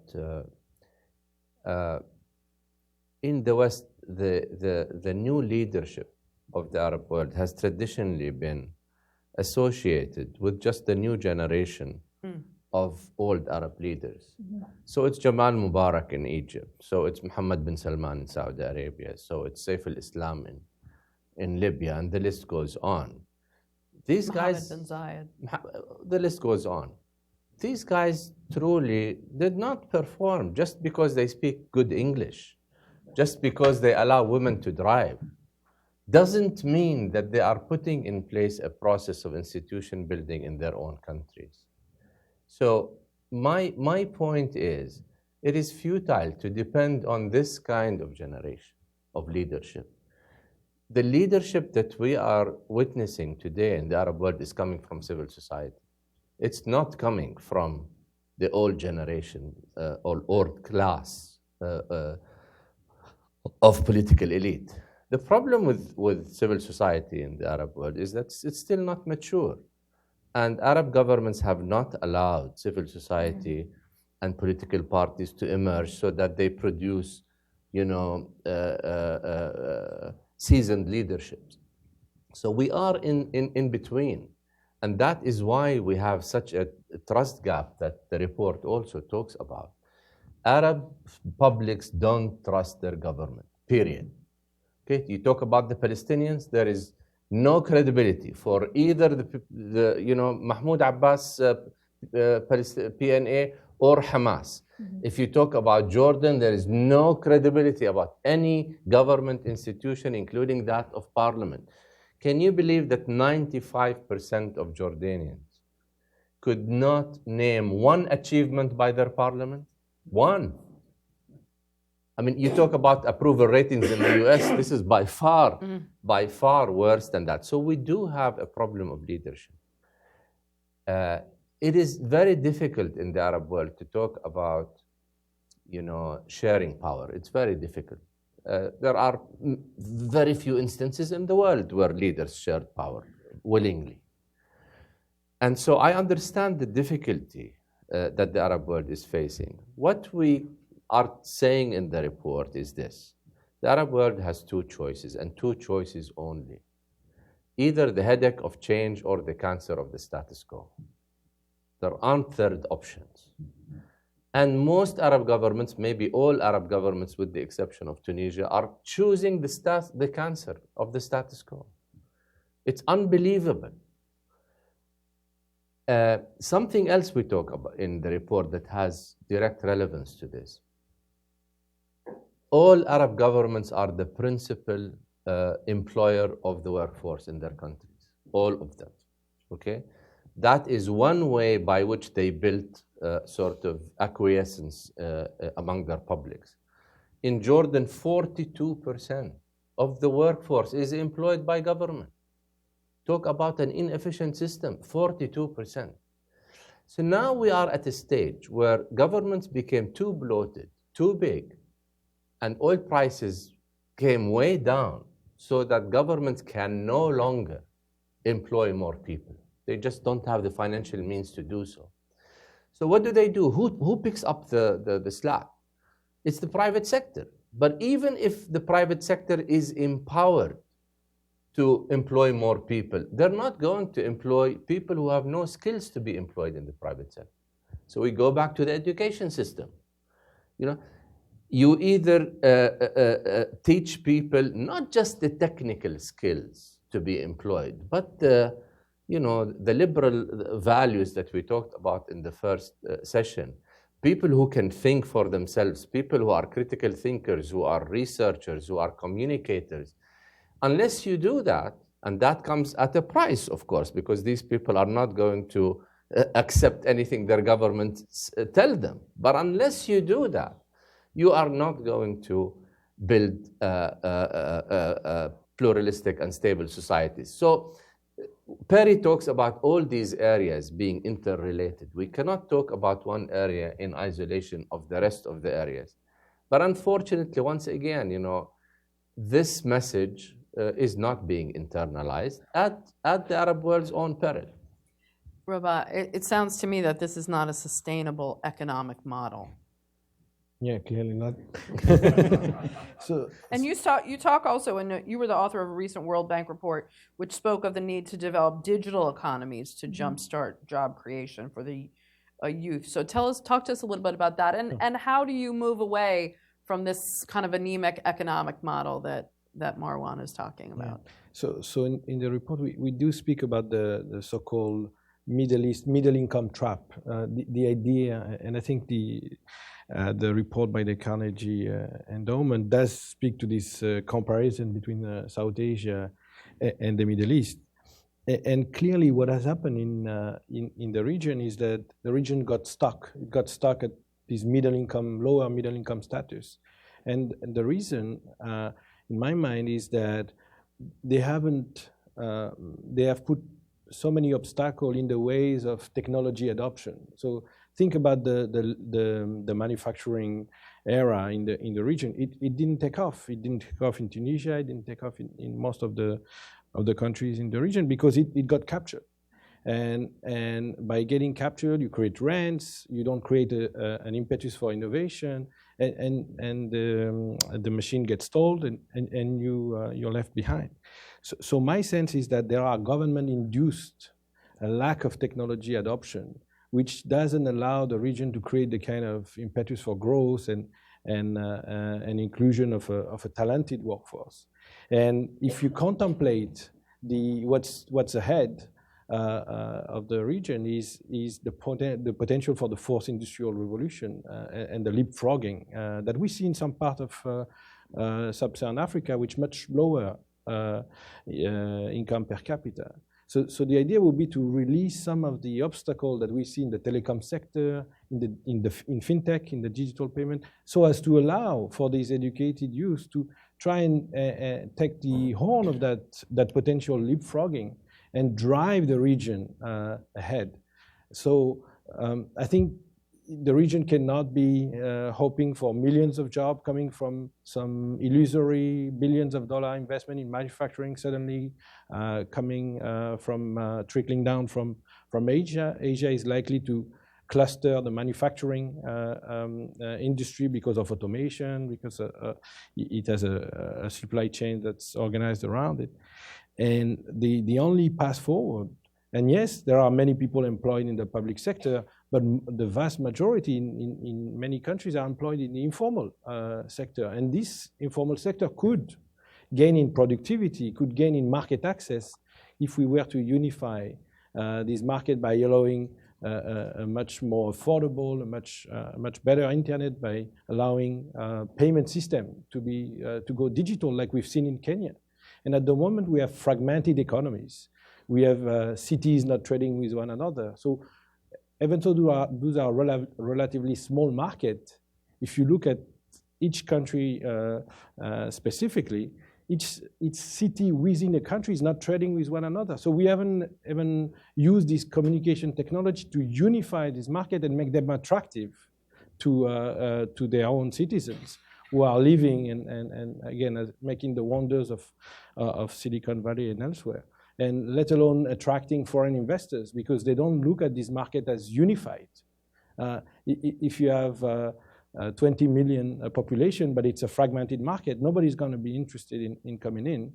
But if you're Egypt, you're 100 million, and you suddenly are unifying the market by allowing digital payment, by allowing internet to connect everyone, that's starting to become an interesting market. And that speaks to the issue of contestability, which the region badly needs. I want to talk a little bit about Jamal, but more in the frame of what it says about the region and the trajectory of the region and Saudi Arabia. Hala, why don't you kick us off on this? I mean, look, we've talked about authoritarianism, kind of, I don't want to say on the rise, making a resurgence, I think, because maybe we thought that there was, some kind of democratic. I call it the last stand. Authoritarianism's last, What does it say? What is this horrible murder of Jamal tell us about the trajectory of the region and of Saudi Arabia? Well, very much what we've learned so far, that there is no space for critical voices, even if those critical voices were very moderate. But we shouldn't look at Jamal case as in isolation. Right. There has been like a trend going on. We've seen that trend since Mohammed bin Salman became crown prince, and we should look at that as part of a regional new order, the basically alliances with Egypt, with UAE. I think those kinds of alliances give some kind of impunity to the regime.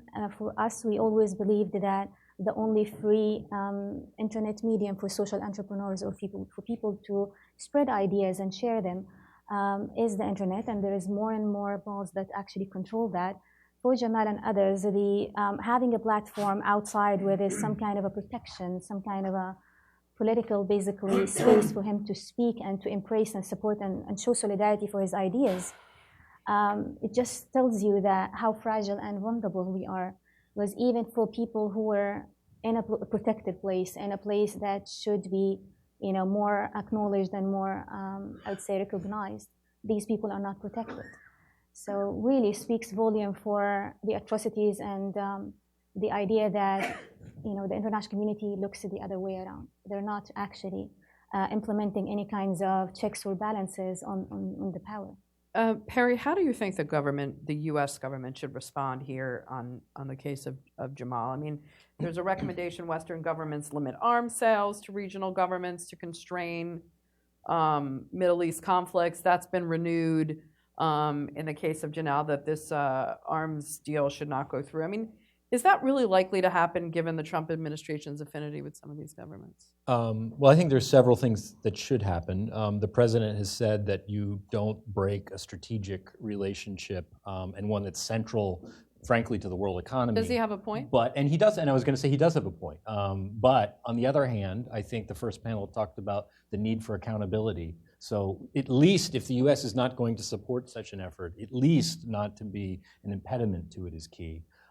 Earlier question, I talked about this idea of authoritarian stability being a mirage. So I think for the United States, and this is not I'm not singling out the Trump administration here, but I think it should be a wake-up call that yes, there may be areas of convergence of interest between Saudi Arabia and the U.S., and they should be explored, but we need to kind of go into that wide-eyed and understand this is happening, and it's not just about Jamal. It's about in the context of a horrific war in Yemen. It's in the context of the embargo of Qatar. It's in the context of the kidnapping of the Lebanese prime minister, et cetera, et cetera, et cetera.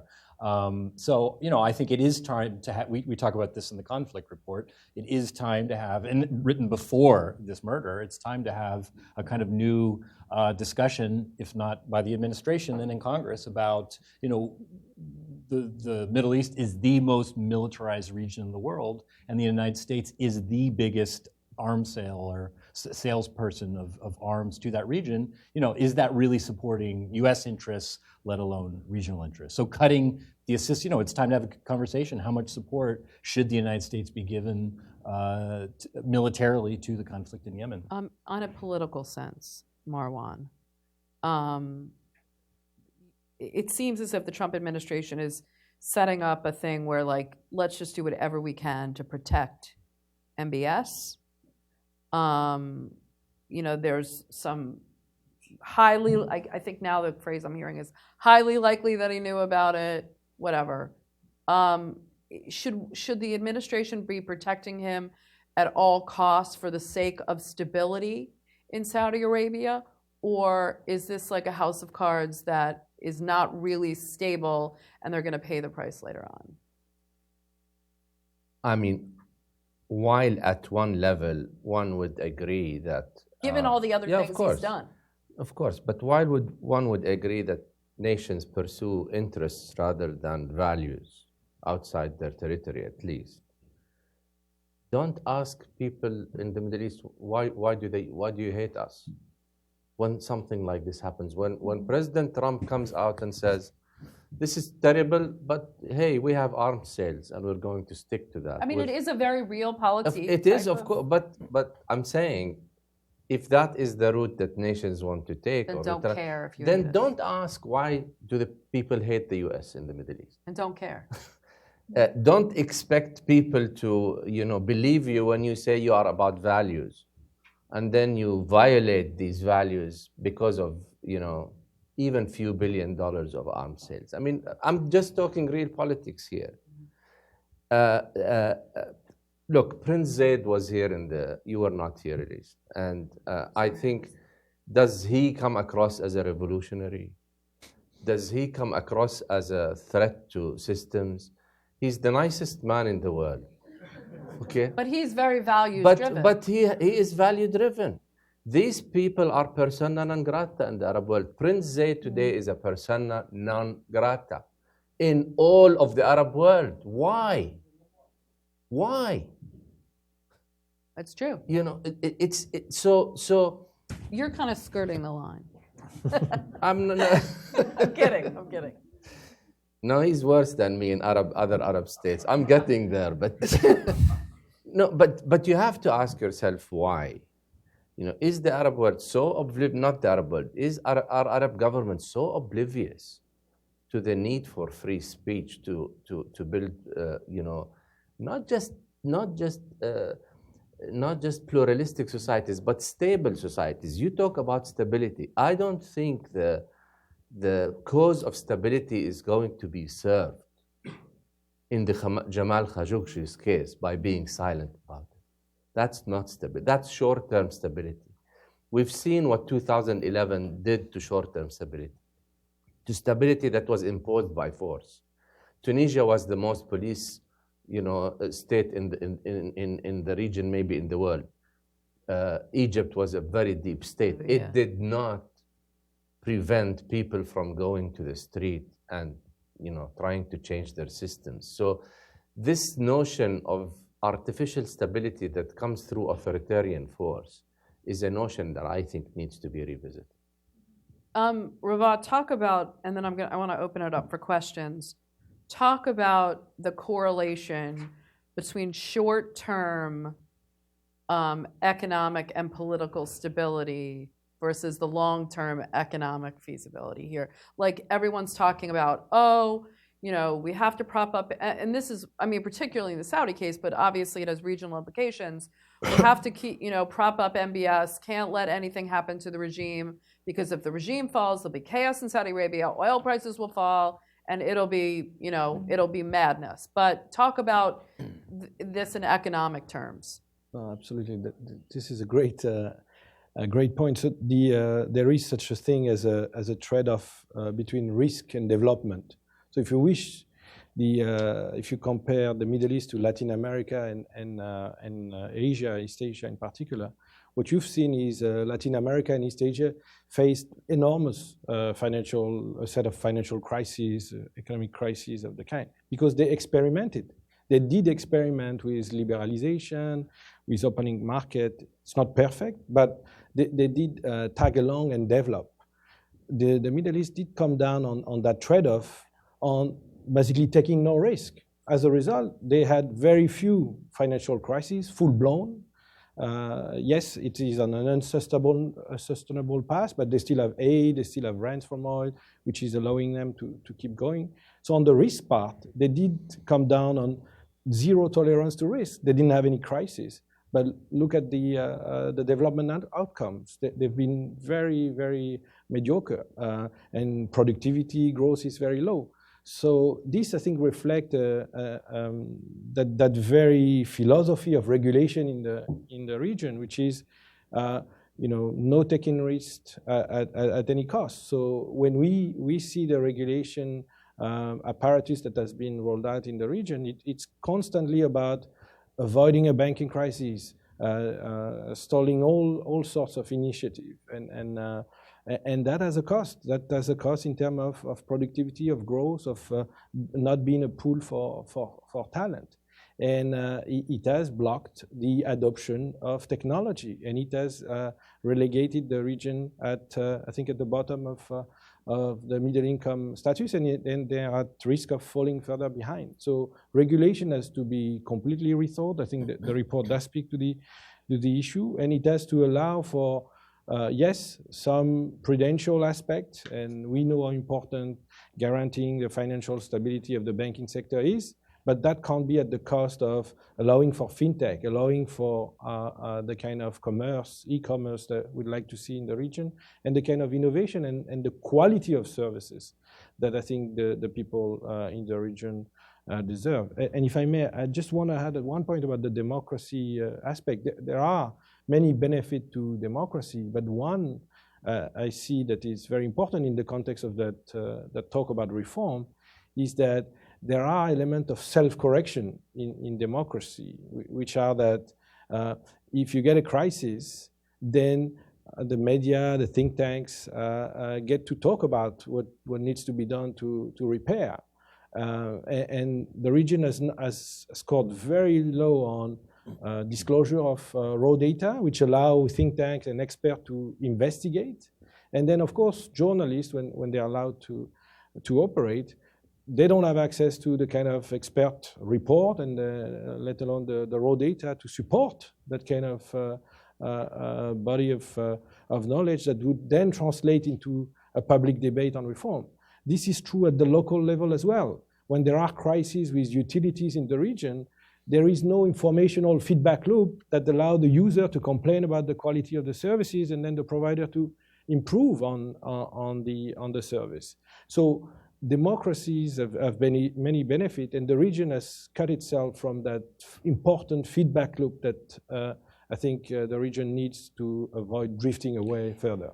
Hala, one more question, and then we are going to open it up. So you have, and we keep using the Saudi example, but again, applicable, but I think in the particular case of Mohammed bin Salman, it's very pronounced. So you have someone who's seen as a moderate, and he is for women's rights, and part of the whole drive behind allowing women to drive finally was an economic consideration, right? Because these women are going to go to jobs, and they need to drive themselves, and it was you know what I mean? And so, but the idea, I think, the problem is that now we see that a lot of these reforms, or a lot of the vision of this 2030 vision or whatever, is being done by force. Yeah. So how do you not sacrifice the advances that women could actually benefit? Are women truly benefiting if it's done through these kind of force? I mean, he's basically saying you're going to reform or else. Yes, definitely. I'm one of those people who supported Vision 2030. For instance, let me just add to that. You've been very outspoken on the need to end the male guardianship system. Yes. You would think it would take like a whole, cultural thing. But what if he says like, I'm signing a decree today? Yeah, well, I think that's exactly what's, the effect of that would be exactly the same as the effect when the announcement of lifting the driving ban happened, where you go and see people are celebrating it inside Saudi Arabia, contrary to the notion that the society is resistant. But it was not resistant, at least some part of the society were not resistant. Because it's not enforced, it's actually removing restrictions on women's autonomy or mobility, which is needed for the economy. I'm very happy if the Vision 2030 have materialized and we have any kinds of deliverables, which really is forsaken because of the regional insecurity and the leadership crisis. I don't think we are actually following Vision 2030. We're looking for dynamic civil society. Where is the dynamic society, and how can you create this dynamic society without paying attention to the organic voices of people? Again, how can people find places where they can prioritize their claims, where they can voice their grievances? I mean, in such risk-taking, at least you're enforcing taxes, you're basically withdrawing the subsidies and withdrawing the social protection from a whole group of people, including the women, who are not 70% of the beneficiaries of the social welfare system are women. So when you're trying to push for that, yes, women will definitely be able to, more women will be able to go into the workforce, but how those women will be able to handle any kinds of other restrictions or restrictions inherent in the work system that is not designed necessarily to sponsor or to support women's needs, right? So I think this is one of the major elements that the voices of people and the channels for people to safely express their needs is not existent. And of course, Vision 2030 is perfect on paper, but you look now at the unpredictability of the political environment and how is that actually scaring all the investment and really putting a halt on everything that has been said. Okay, we're going to open it up to questions. If you could state your name and affiliation, keep your question short and to a question. We'll go to this gentleman right here. My name is Kani Zulam. I'm with the American Kurdish Information Network. My question is about Khashoggi. If it had happened, the tragedy that visited him had happened, let's say, in December 2014, when Erdogan's relationship with King Abdullah was very tight. When King Abdullah died, he declared a national mourning day in Turkey. Would we have heard about this, Mr. Khashoggi? Two, I wonder what do you make of this football between Erdogan and MBS over the death of Khashoggi? Yeah, I think that's really interesting, Marwan. This kind of...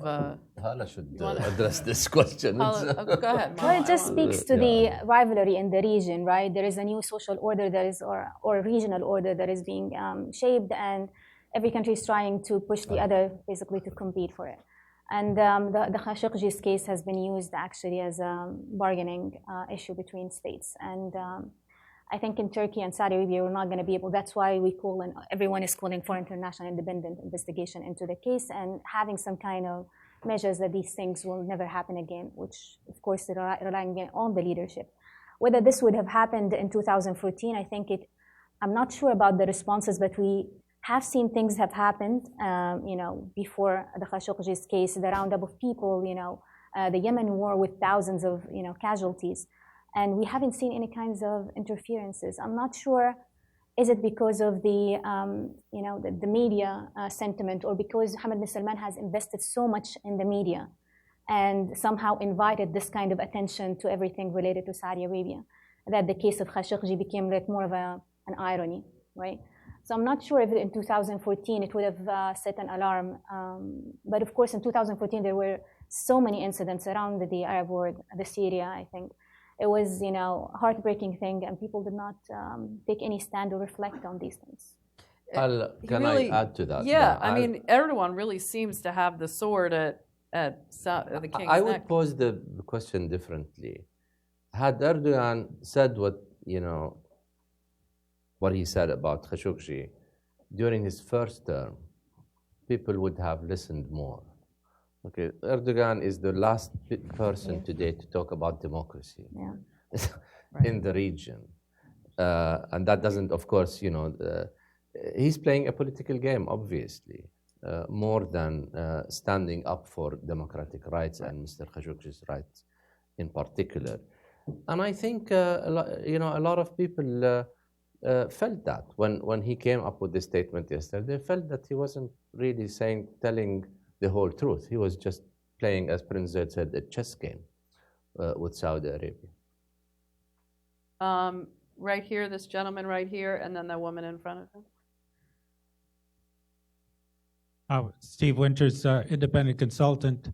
I'm concerned that the image of Khashoggi that's being portrayed here, and I heard as editor at the Post speak, and I can understand the depth of her feeling and appreciation for him, but I don't feel from what I hear that it's being accepted in the rest of the world, and this is what I wanted to add, to get the response of the panel from this. Mainly, the idea that this is just a journalist speaking truth to power. The argument from some other parts of the world is, no, this was somebody in the highest circles of power himself and involved with various princes in Saudi over years and involved in a struggle against MBS at the moment, which is basically a struggle at the highest levels of Saudi society. So, for example, to portray it as simply someone who's against authoritarianism, I don't think people are going to buy this. And in particular, for example, President Putin at the recent Valdai discussion group in Sochi said himself, he said this person was in the elite. He was at the pinnacle of power. Not to justify his killing, but the point is it's not, so to speak, an innocent journalist per se. It's someone involved in power struggles at the top of Saudi society. I mean, people forget that, yes, on one hand, Jamal Khashoggi at one point was the head of the information bureau of the Saudi embassy in Washington. So he was somebody right up there. But that does not mean that because he was at one point in power, that people are accepting today the way he was murdered. And if you look at Arab newspapers, I mean, outside the Gulf or Saudi Arabia, Arab newspapers are almost unanimously condemning what has happened. Again, yes, you might question his motives at one point or another, but nobody is questioning the gruesome way in which he was killed, and killed on Saudi soil, basically, in the consulate. And I mean, here is someone right here who used to be in the upper echelons of power and thought, decided that, there were issues that he wanted to write about.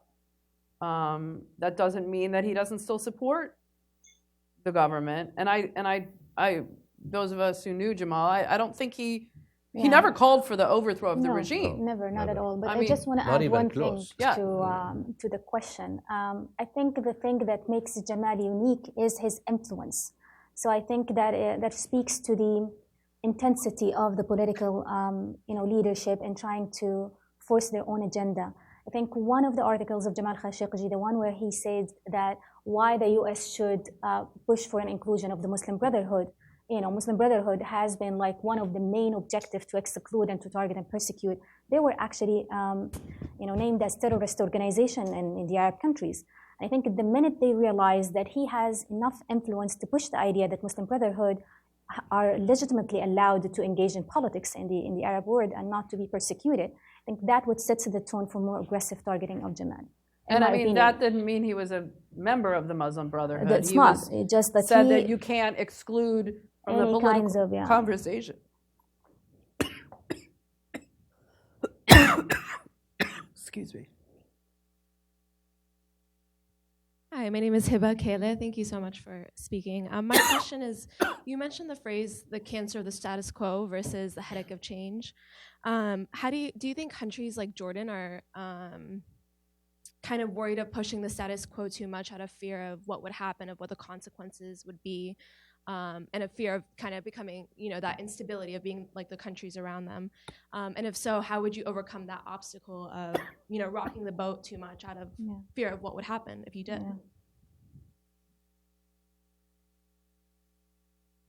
Countries like Jordan, I mean, I've been, firsthand witness to this. What happens is that systems, the political elite, build layers around them of patronage, okay, so that this is one form of achieving loyalty. And when you reach a stage where we are at today in Jordan, where, like I said, the governments are too big, the IMF is at our throat, we have to do some economic reforms, etc. And the system starts to contemplate change. It is confronted by the layer that the system itself created, okay, which is either unwilling or unable to make change, because these are the product of the patronage system. They are there not because of their necessarily competence, but because of a patronage system. They have no interest in changing, even if the king says, I want to change. And I've witnessed that very, very closely in Jordan, where the principal opponents of reform were the people around the king himself, who just were not interested in any kind of reform.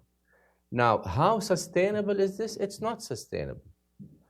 What is the way to get out of this trap? I tried within government. I no longer feel that it is possible from within government, but that's what's happening in most of the Arab world. We have created our own resistance. Sorry? Resistance to reform. There's no economic incentive in the short term. And you don't think, and it's like almost, Rabah, like these leaders think, I can see the long-term gains, but the short-term benefit, I might lose power. Yeah. Absolutely. Can I mention an anecdote? I know Ambassador Pickering wants to, but I like to mention this anecdote because it's very, very telling of how the system works in a country like Jordan, or many other countries around the Arab world. When the king was contemplating reform in 2005, and I was at the top of head of a national committee to come up with a blueprint for political, economic, and social reform, I went to complain to the king that the resistance we were facing were mostly from people he appointed, people in the Senate that he appointed. So he asked me to, call in the most hardline of them, to talk to them, and I did. And so he starts to talk about the need for reform, that this is not going to be one group at the expense of others, that everybody will gain, that the middle class will enlarge, that the pie will get bigger for everyone, but etc. So one of them says to him, almost verbatim, says, Your Majesty, we have always been with you. And we hope, Your Majesty, that we will always stay with you. But we are not with the people around you, because they are trying to introduce a very dangerous concept to Jordanian political life. Okay, listen to what the dangerous concept is. Prioritizing merit over loyalty. And I said to him at the time, you mean the two are mutually exclusive? But that is exactly the philosophy behind the state. You give us privileges, we are loyal. We are with you.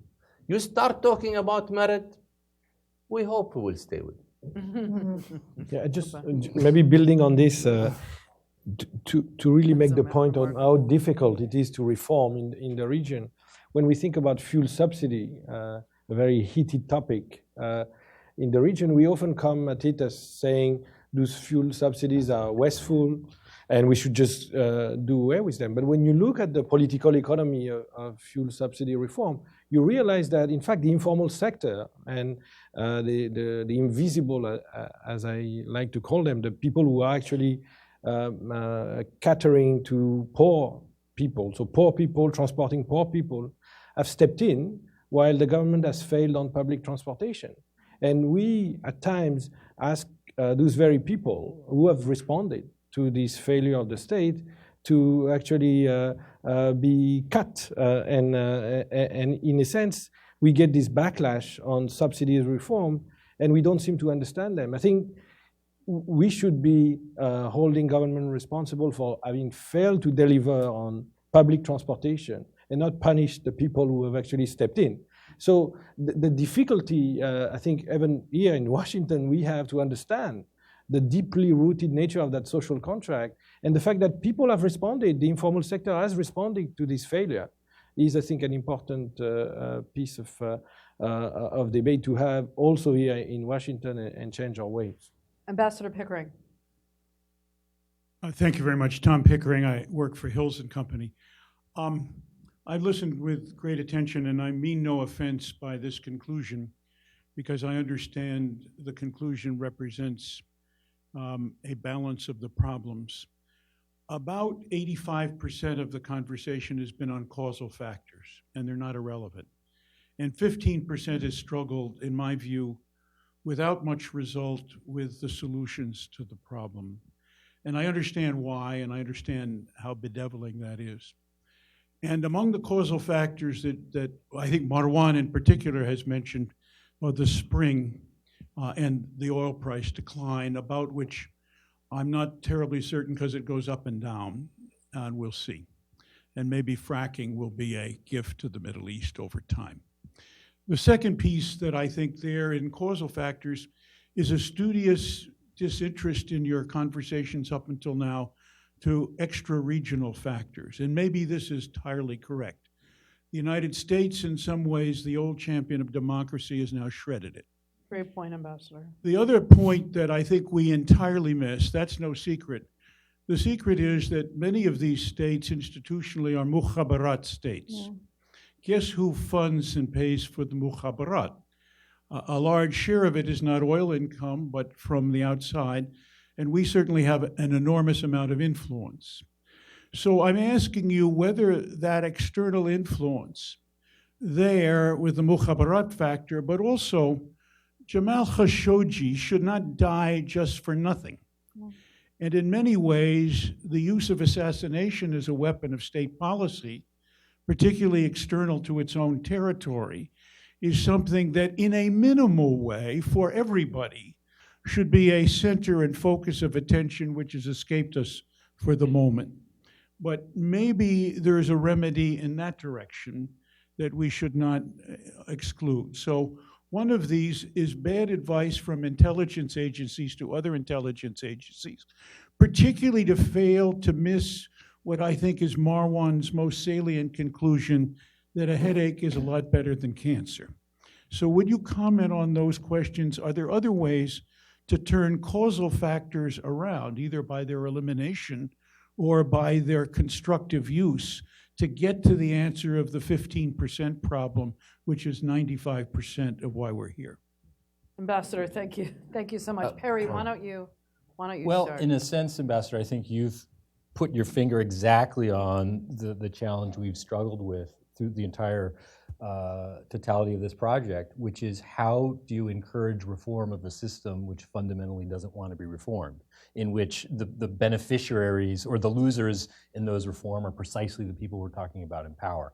Now, we start with the premise, I would say largely, that ultimately it's going to be the region and the people of the region, the leaders of the region, that ultimately are going to find their way out of this. But we are certainly not blind to the fact that actions by the U.S. and other outside actors create this environment which basically perpetuates all of these kind of pathologies that we're talking about. So, I think from an American perspective, I'll let others talk from a regional perspective, it's the kind of Hippocratic approach of first do no harm.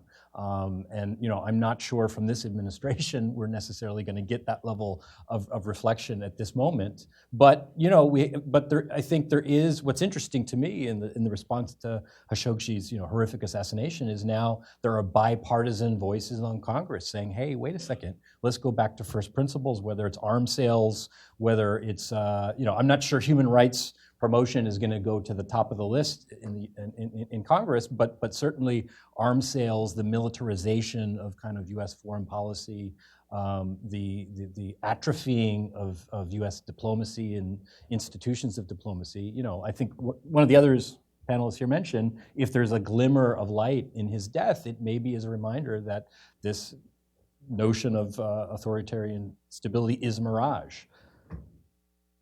I think the problem with the mukhabarat is not only that they have excessive powers, and they certainly over the years have acquired a lot of power to the point where the other arms of the executive are not the principal decision makers. But the other real problem is you don't have an address to go to when you want to talk reform. You go and talk to the government, they agree with you. You go and talk to the king, he agrees with you. But then nothing happens on the ground because the people who you need to talk to don't want to talk, are completely invisible. And but so, then it's not authoritarianism then, is it?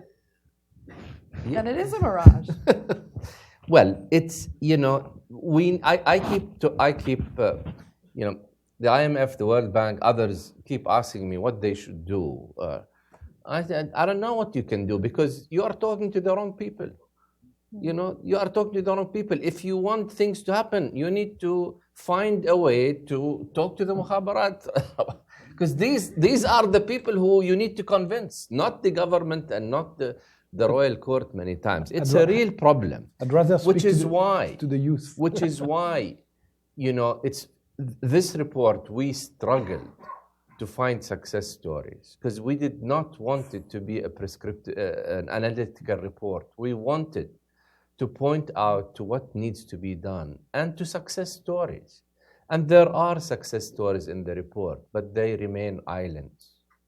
They remain islands. And, and I'm afraid things will stay this way for a while.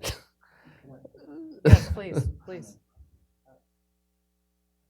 Can you introduce yourself? Yes, I'm an Asfari Foundation. I think the US and the West ambassador has a role to play. So I'll just give you an example because I'm deeply involved in the Syrian issue.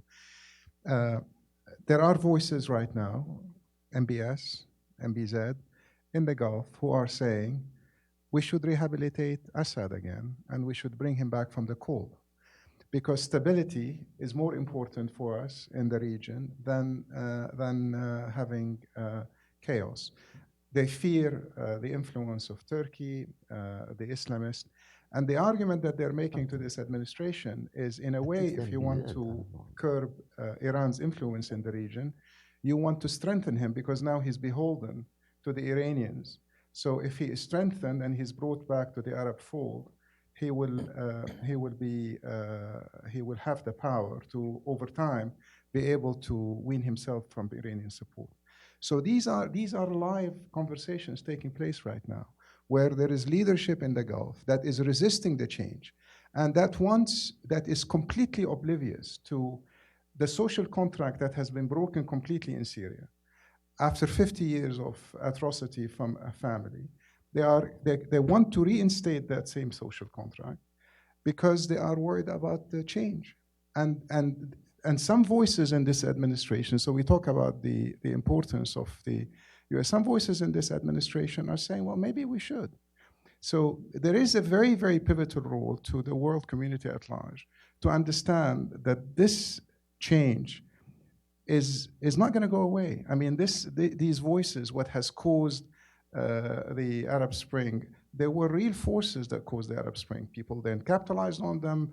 You had radicals from both sides. You had different forces that fueled the militarization and so on.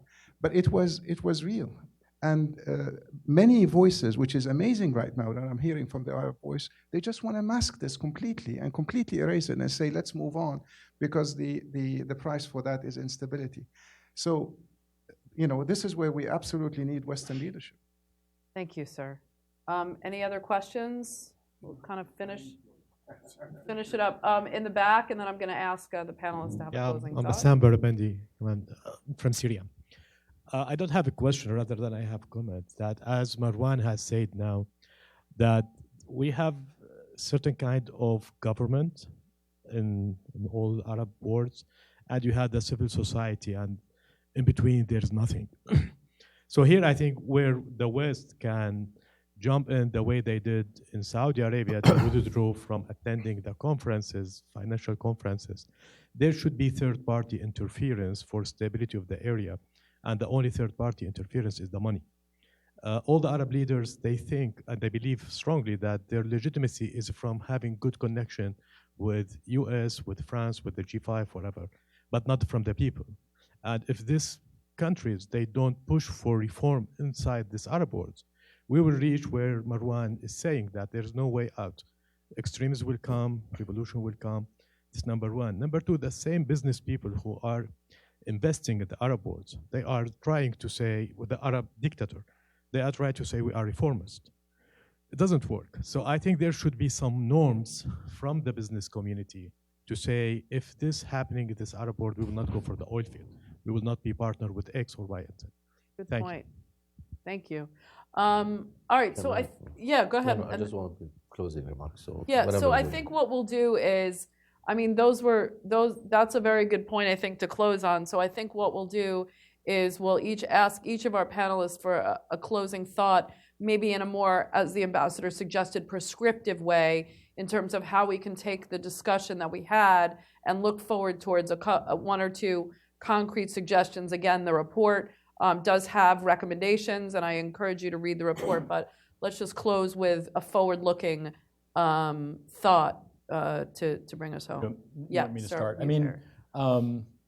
One thing I keep coming back to is if we were having this discussion, say, 40 years ago, talking about Southeast Asia, we might be saying the situation is hopeless. We've got kind of civil war spilling over boundaries. We've got international interventions. We have repression, human rights atrocities. Something happened somewhere along the way. And if you fast forward 40 years forward, basically, not to say that those countries don't have problems, but you've seen some of the fastest human development in human history has occurred. So, as we were struggling with this problem set, there was a reminder that Europe 100 years ago was hopeless. And now they've gone through a period, the Balkans accepted, where they've had decades of peace. So at some point, things will turn around. The conflicts will burn out. The question is, are leaders going to kind of seize, and their populations, seize the opportunities they have now? Or are we going to be talking about this problem set 10 years from now, 20 years from now, 30 years from now? Rabah. Yes. So there is hope, indeed.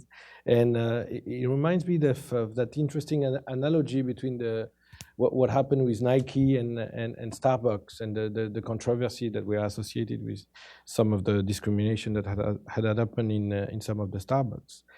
And the response of the CEO of this major brand was that they stood by the principles and they showcased that they were changing, they were adopting rule that adhere to their consumer base, which were this youth, the millennia. And my sense is similar to what we've seen in the Arab Spring. The youth in the region have values. They intend to stand up for these values. Some may have louder voices, deeper pockets, but at the end of the day, I think understanding that they will be driving the agenda and they're moved by principle is I think an important reminder that the person who we should be talking to are the youth, notwithstanding what the others' loud voices are. So maybe more programs for youth empowerment in the region. Hala, why don't you? Yeah, definitely agree with what the ambassador was mentioning. I was actually discussing it with Perry just before our session, that there is very much limited prospect on what to do. As a health professional, I would say we're always looking at enabling framework. what kind of enabling factors that could conduce basically positive leadership or good governance. Unfortunately, because we're living in a world, I think even if Jordan had the political will to change, I think being situated in a place that forces, we've seen, for instance, in any crisis, the coalition, for instance, all the other countries in the region would call on their allies to stand on their side. And this is very difficult to have if countries are treated individually. Because Jordan would definitely stand with Saudi Arabia, Kuwait would stand with Saudi Arabia, Qatar being isolated would go to Iran.